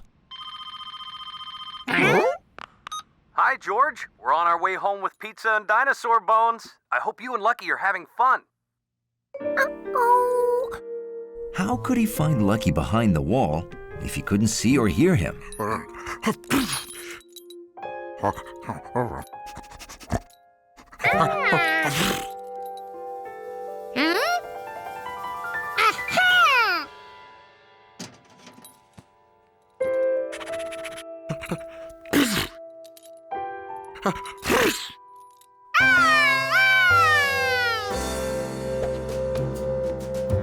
At that moment, Hundley realized every undignified moment of his life involved George.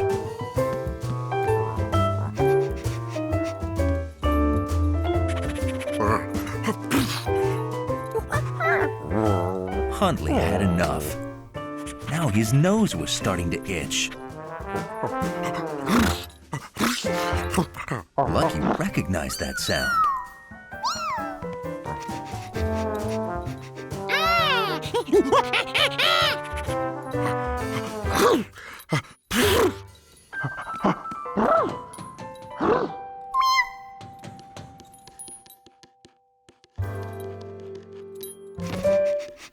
George had to hope he was right. The more Hundley sneezed, the closer he was to Lucky.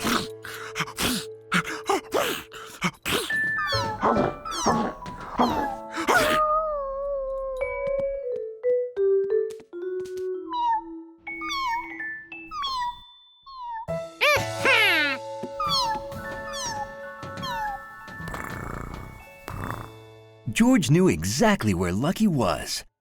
Except, he was still inside the wall.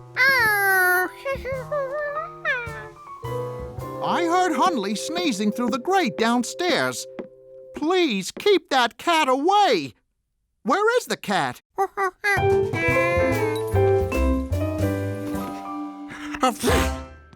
Oh, boy.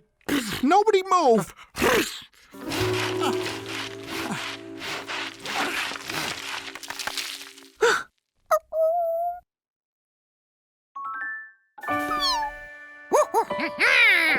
All right, little guy. You're free.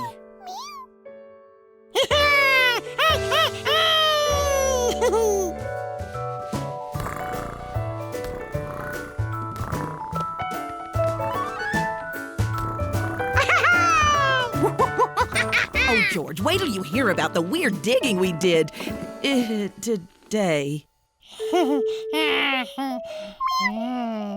What? I'm learning that sometimes it's better not to even ask.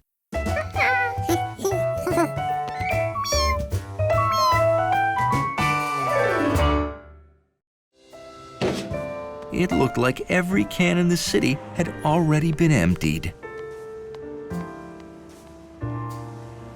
Except that one.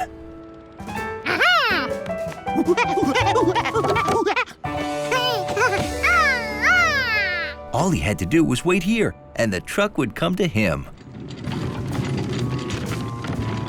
Hiya, Giorgio.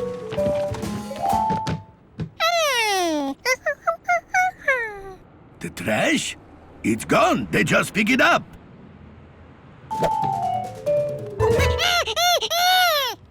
You think I forgot to put those out? No. They pick up bottles and paper for recycling tomorrow. Those go to the recycling center. Trash goes straight to the landfill where they dump everything. Now he knew where to find that truck. This is my last lap, George. You better head home now.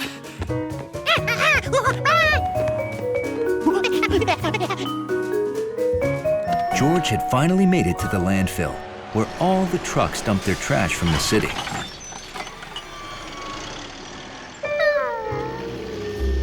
Finding one yellow hat in all this trash was going to be impossible. Without my yellow hat, I'm not me! But George didn't know the meaning of the word impossible.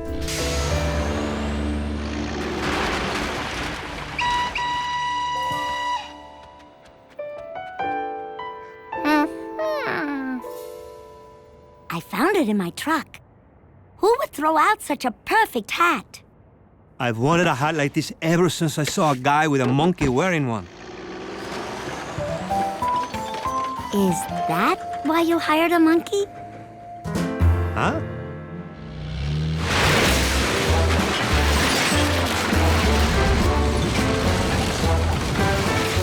Stop! You're making a mess of my garbage!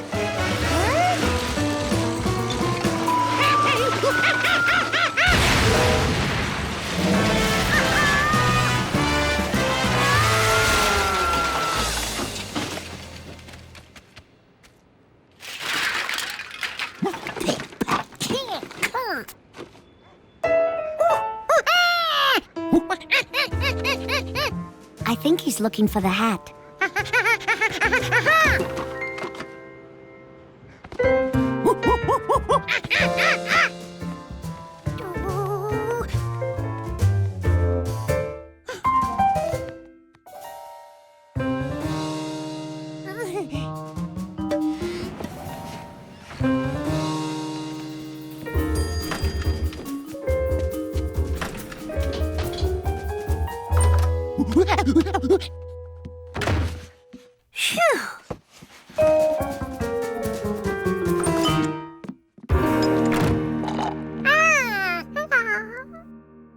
told you we're supposed to put all these boxes in the trash. Oh, imagine if I'd thrown this out. How terrible would that have been? Okay, I want to go back. How's this? No, this. George, cut that out! George did his part to help the man give his best smile. Oh, man. George thought it was a great picture. The hat looked perfect.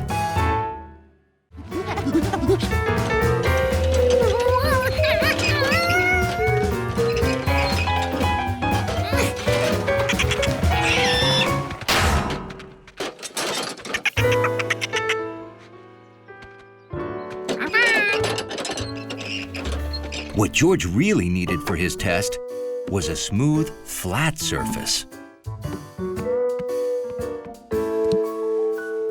A smooth, flat, hard surface.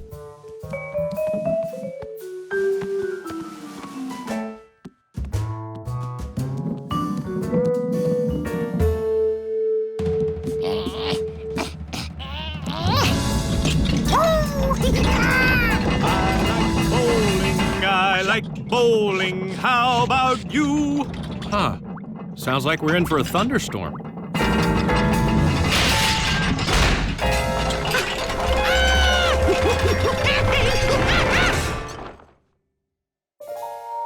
George? George, what was that loud noise? Oh, George, no! I heard that all the way upstairs. It's okay. I don't want to scuff them before the tournament. Ooh, it's time.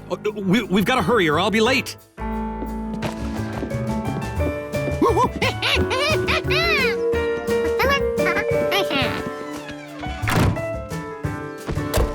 All set? George couldn't wait for the man to open his bag and find the polished bowling ball. The ball was in the house.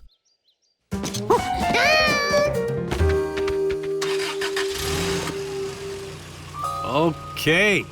Bowl more lanes, here we come.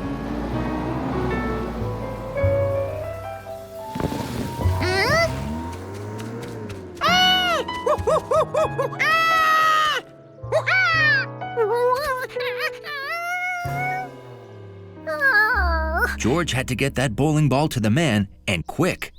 But how?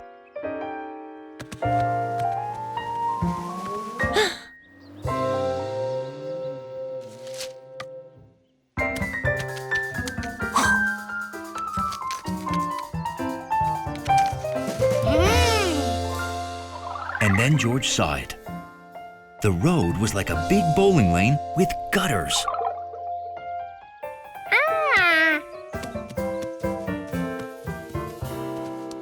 The bowling ball was good at rolling downhill. And if there was one thing George was good at, it was rolling gutter balls.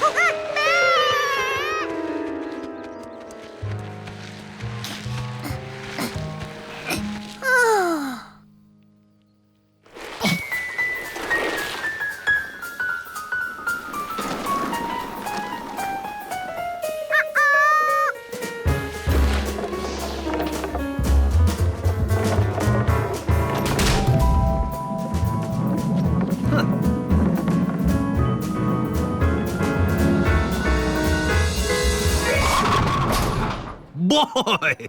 He is off to a red-hot start today. He rolled that ball so fast, I didn't even see him wind up there.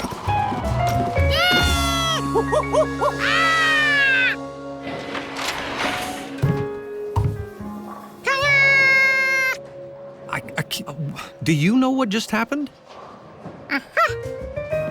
And that's how George bowled a gutter ball that was also his very first strike.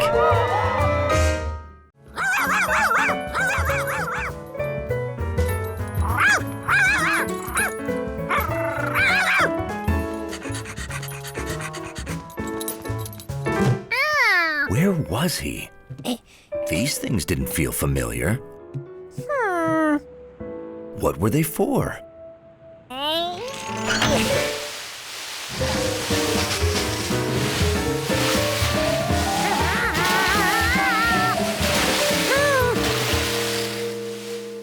What's that sound? Sounds like a hose. A hose?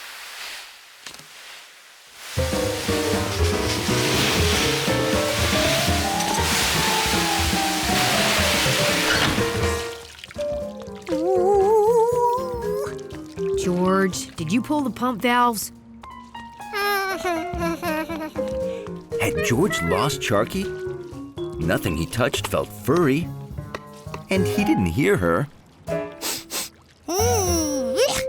Ah, but his nose knew that wet dog aroma. She was close by.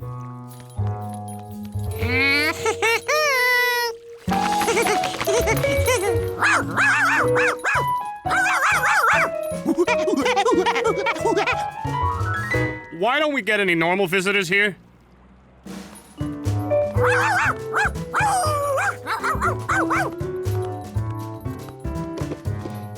She was hiding again, but George knew how to find a silent wet dog.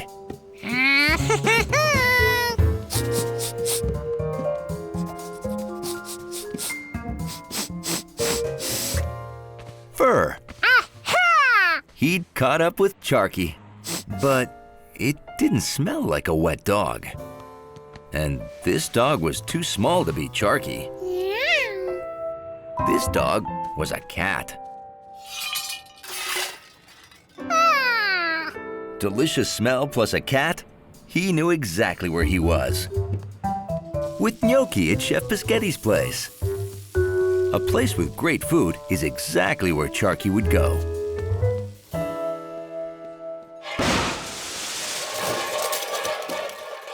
Oh no! What have you done? My pasta! You know, normally if I heard yelling followed by crashing, I'd worry it's George. But he's at a party.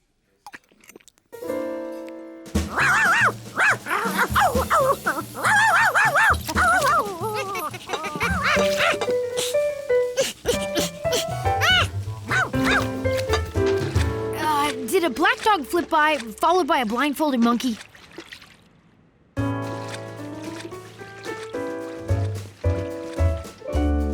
How come everybody in town's seen him, but I can't find him?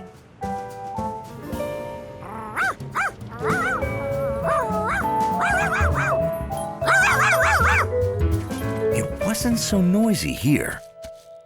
And there was grass. Why, even blindfolded, he knew he was in Endless Park. And that wet dog smelled close.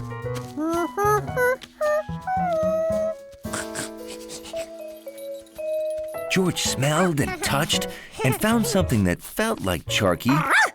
When he heard her bark, he knew it was Sharky.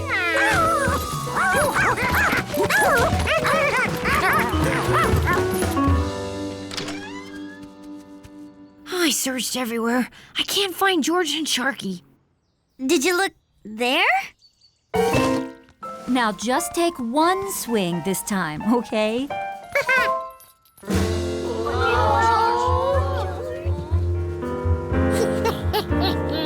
This time, George didn't just use the bat. He used sound.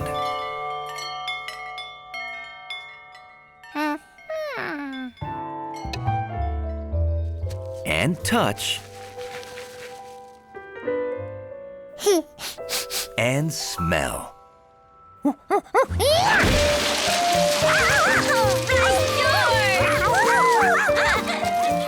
taught him everything he knows. George had used all his senses except one to find the piñata, and that one was taste.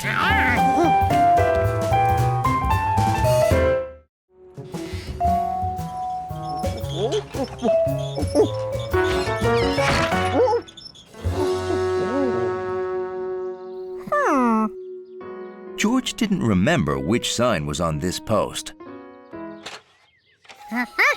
So he picked one that looked good. If everyone enjoyed signs the way he did, they'd like this one here.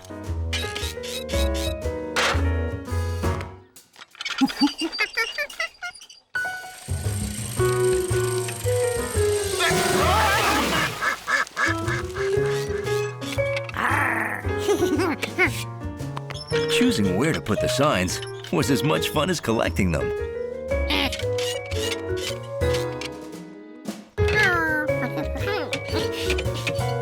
It was a lot of work, but George rehung every sign.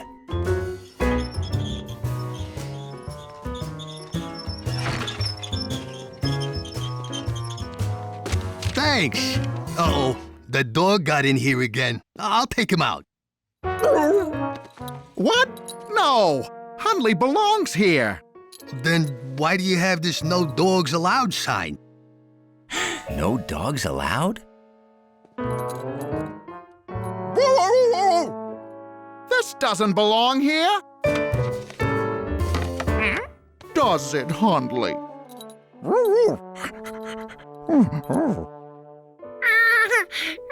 Wait a minute. If this sign had meaning, maybe all signs did.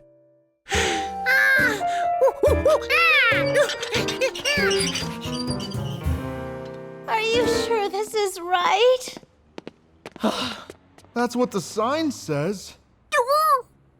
This was not the place for canoeing.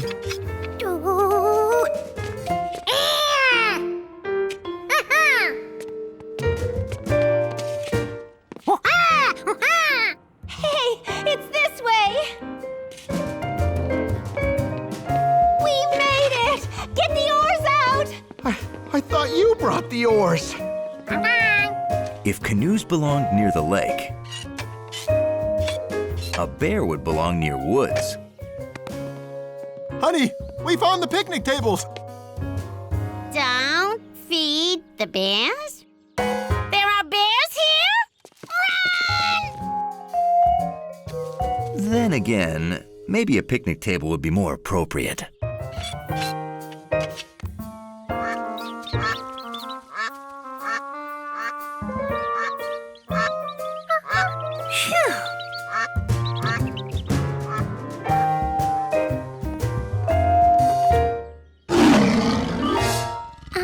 Never mind.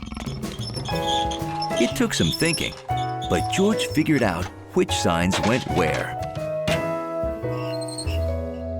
But I want ice cream, please. I'm sorry, I really don't have any. Don't even ask. She won't give you any. All day people keep asking me for ice cream. Is it the white coat? Maybe it's this. Who'd put that there? George, have you been moving signs? That must be how we lost our no dogs allowed sign.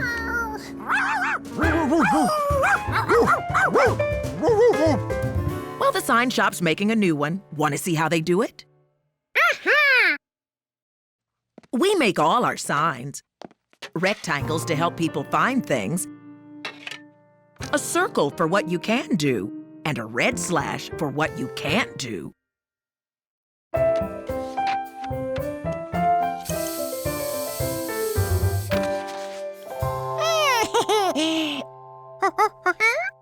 You want to make a sign? Here, I'll help you put this up. George knew just the sign he wanted to make.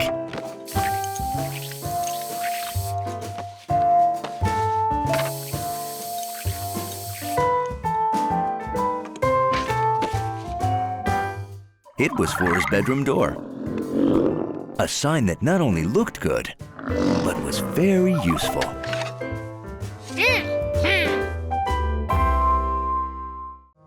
Mrs. Pischetti must not know how to count.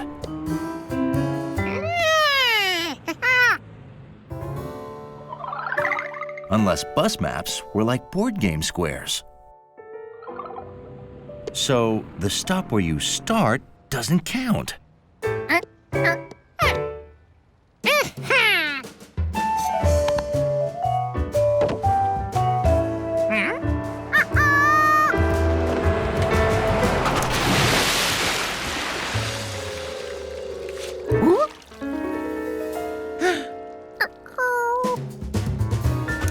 George didn't have time to wait for the next bus. Thank you, Monkey.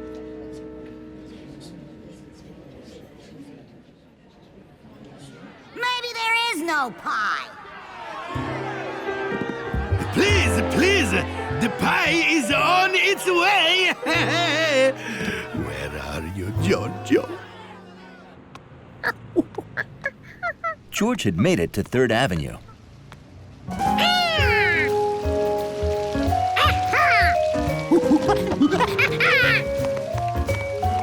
Nettie said, find the fountain, then go 3 buildings to number 33.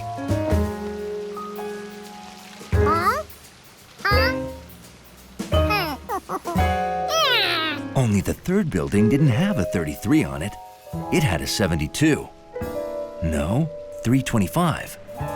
No, 22. It's a nice 72 degrees Fahrenheit. That's 22 degrees Celsius at 3:25 p.m.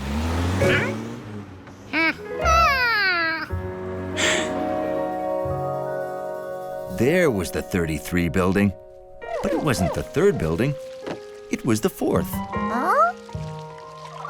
George, you don't count the square from where you start. You have to count on from there.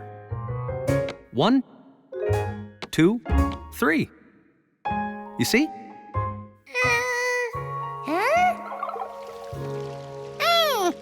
Of course. You must count buildings just like squares on a board game.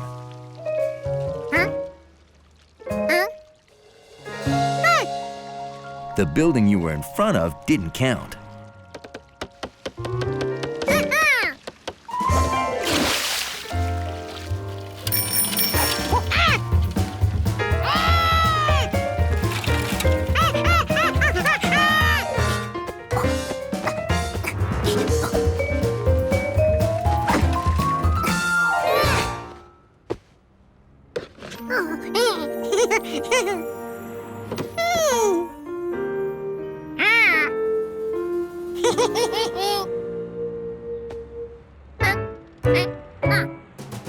Why use an elevator if you were practically at the 3rd floor?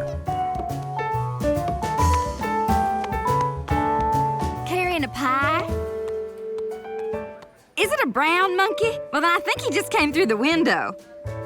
The chef's down there, honey. Find the men's room and go 3 doors. Now George knew just what to do. The door where George started wouldn't count.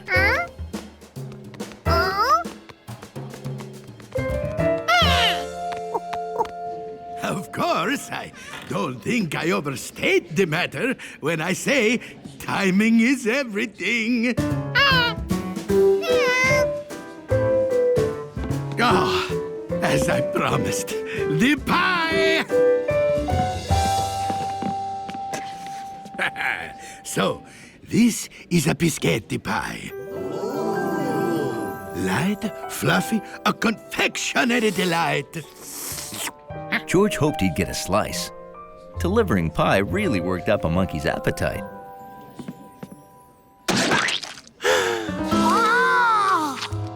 When you order from Pischetti's, we guarantee your pie-in-the-face gag will never fall flat. Now, how many orders do I have?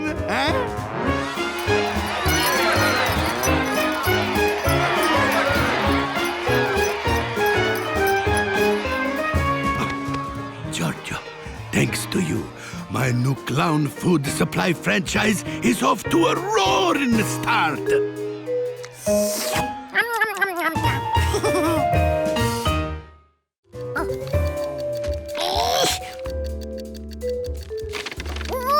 Looks like your bag monkey's not so good with lunch meat. That's baloney. He knows exactly what he's doing. This competition is so in the bag. You almost had it. Get some rest and you'll be ready for the big day tomorrow. George sure didn't feel ready. He wished there was some way to practice more before the contest.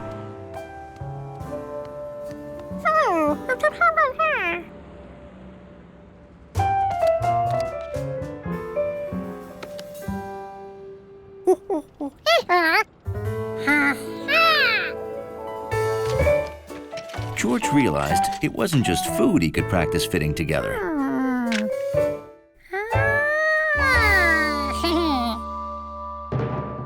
Welcome, folks, to the 14th Annual Bag Olympics. Our contestants are warming up before the 3-round bag elimination contest. Look, it's not whether you win or lose.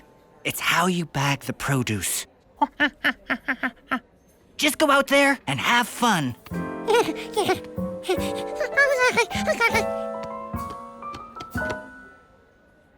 On your marks, get set, bag!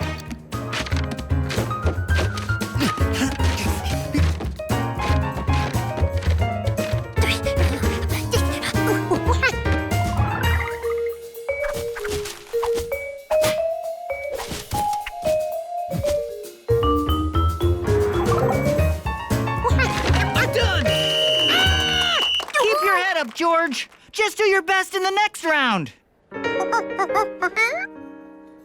On your marks, get set, bag!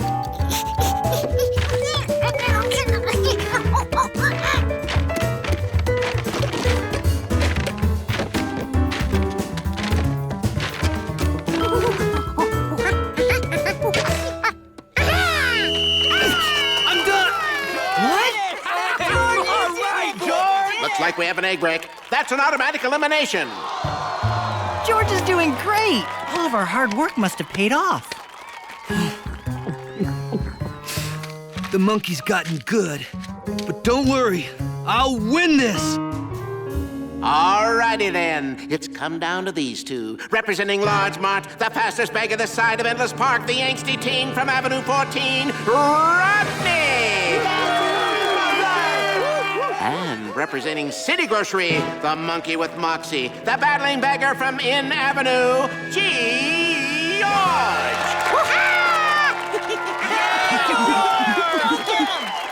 Baggers, are you ready? Yeah, ready to win. On your marks, get set, bag!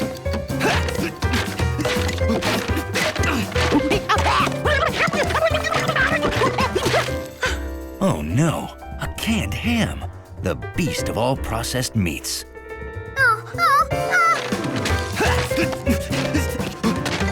Think outside the bag, George. Yeah!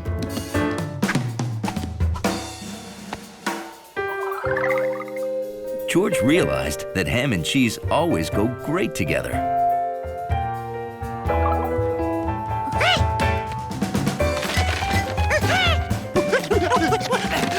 Yes! Done! Me! It's all me! And the winner is... No! George!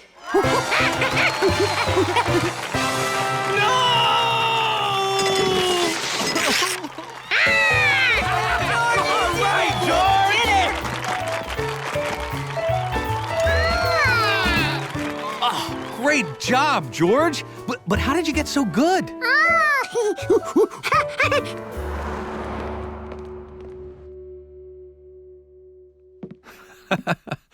I am impressed. Too bad there's no room for your trophy.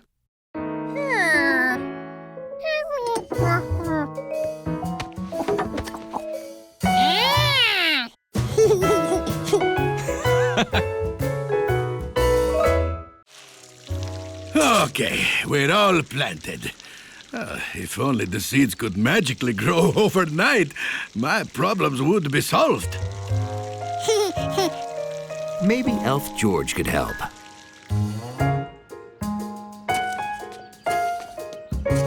He needed to count how many carrot seeds were planted. And then he had to get the same amount of carrots from his refrigerator.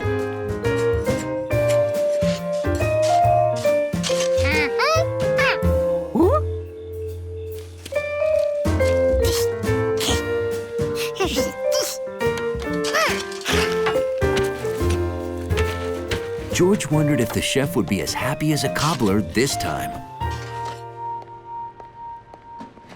Well, I'm going up to water the garden. Nettie, I think we should close the restaurant until the fresh veggies grow. Oh, no! We can buy some from the store! But they won't taste biscotti fresh.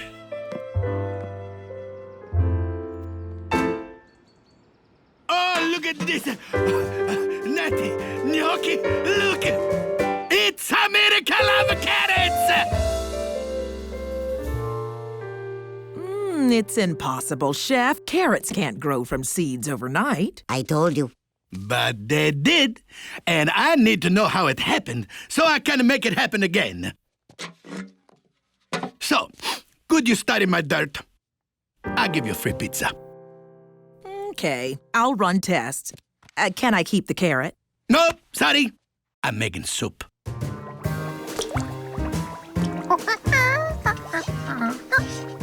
Oh, Jojo! Hey, look at the carrots we planted. Already grown, huh? You know, as long as I have my fresh veggies, I won't have to close down. George felt like he'd made a good elf. But I wonder why the eggplants and squash did not grow. Oh, he'd forgotten the eggplants and squash. Later, I'm going to plant those.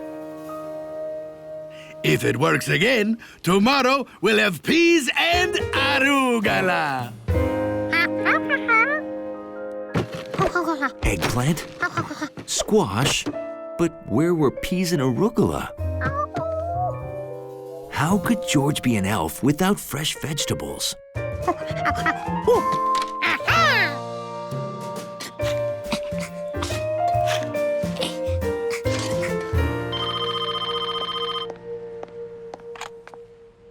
Hello, Professor Wiseman. Our dirt is just normal dirt. No, I don't know yet if it happened again. And Nettie, it's happened again. We got eggplant. We got the squash. Come and see. Squash? Eggplant? I'm coming right over. Don't make soup. Einstein, pizza. Meet me at Pischetti's, Stat. Are you buying? We're not eating. We're being scientists. George, did you, do something which I don't know what it would possibly be with all of our vegetables? You're feeding a vegetarian cobbler?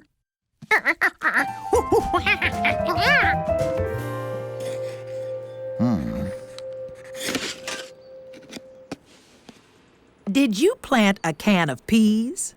They're growing in cans now? Nettie, call the TV news!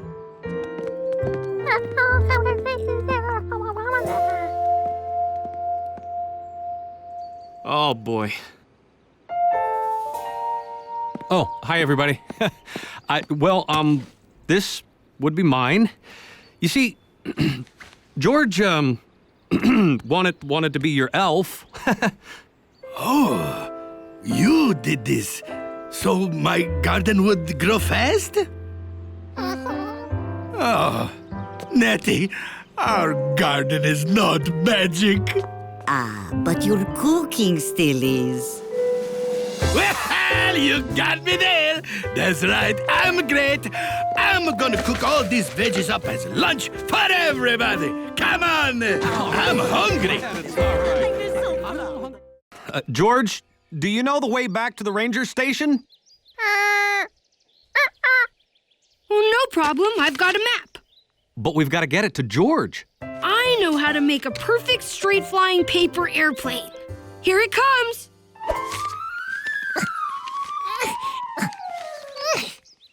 Oh. Oh! Oops. Wrong design. That was a loop-the-looper. Yes. Yes, it was. George needed to find the ranger station and get help. But how?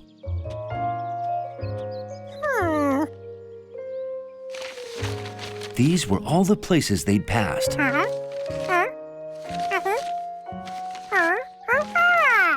So if he went past those places in backwards order,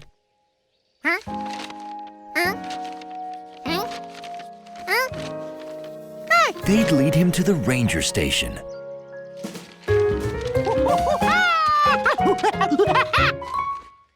Follow the pictures? Good idea. He's going to get help. So we should wait here, right?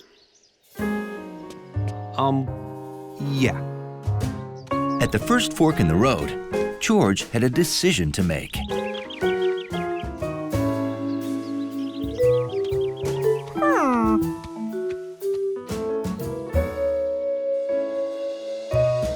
That was the same craggy tree.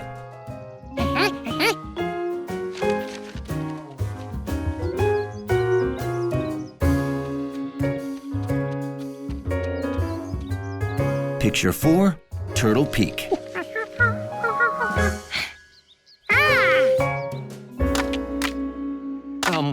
Bill?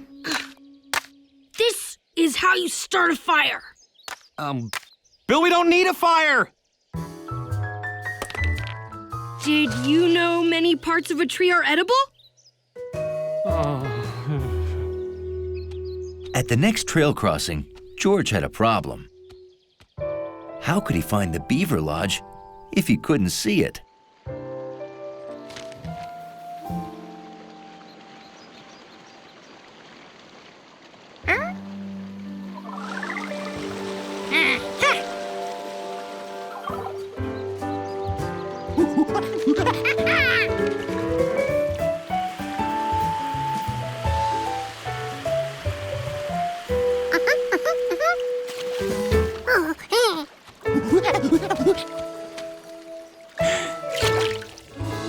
Could it be true? Beavers really did enter their homes underwater.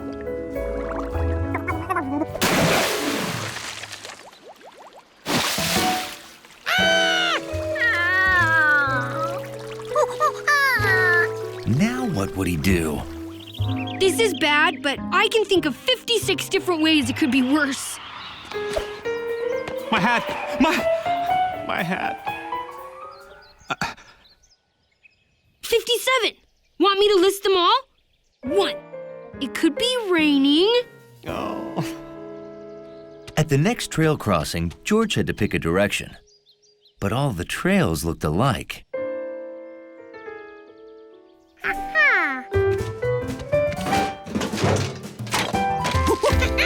George had never been this excited to see his own garbage before. Well, hi there. Can I help you?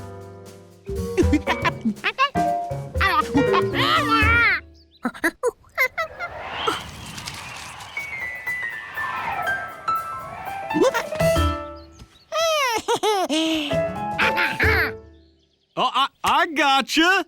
I'll go get my rescue gear. Good work, George.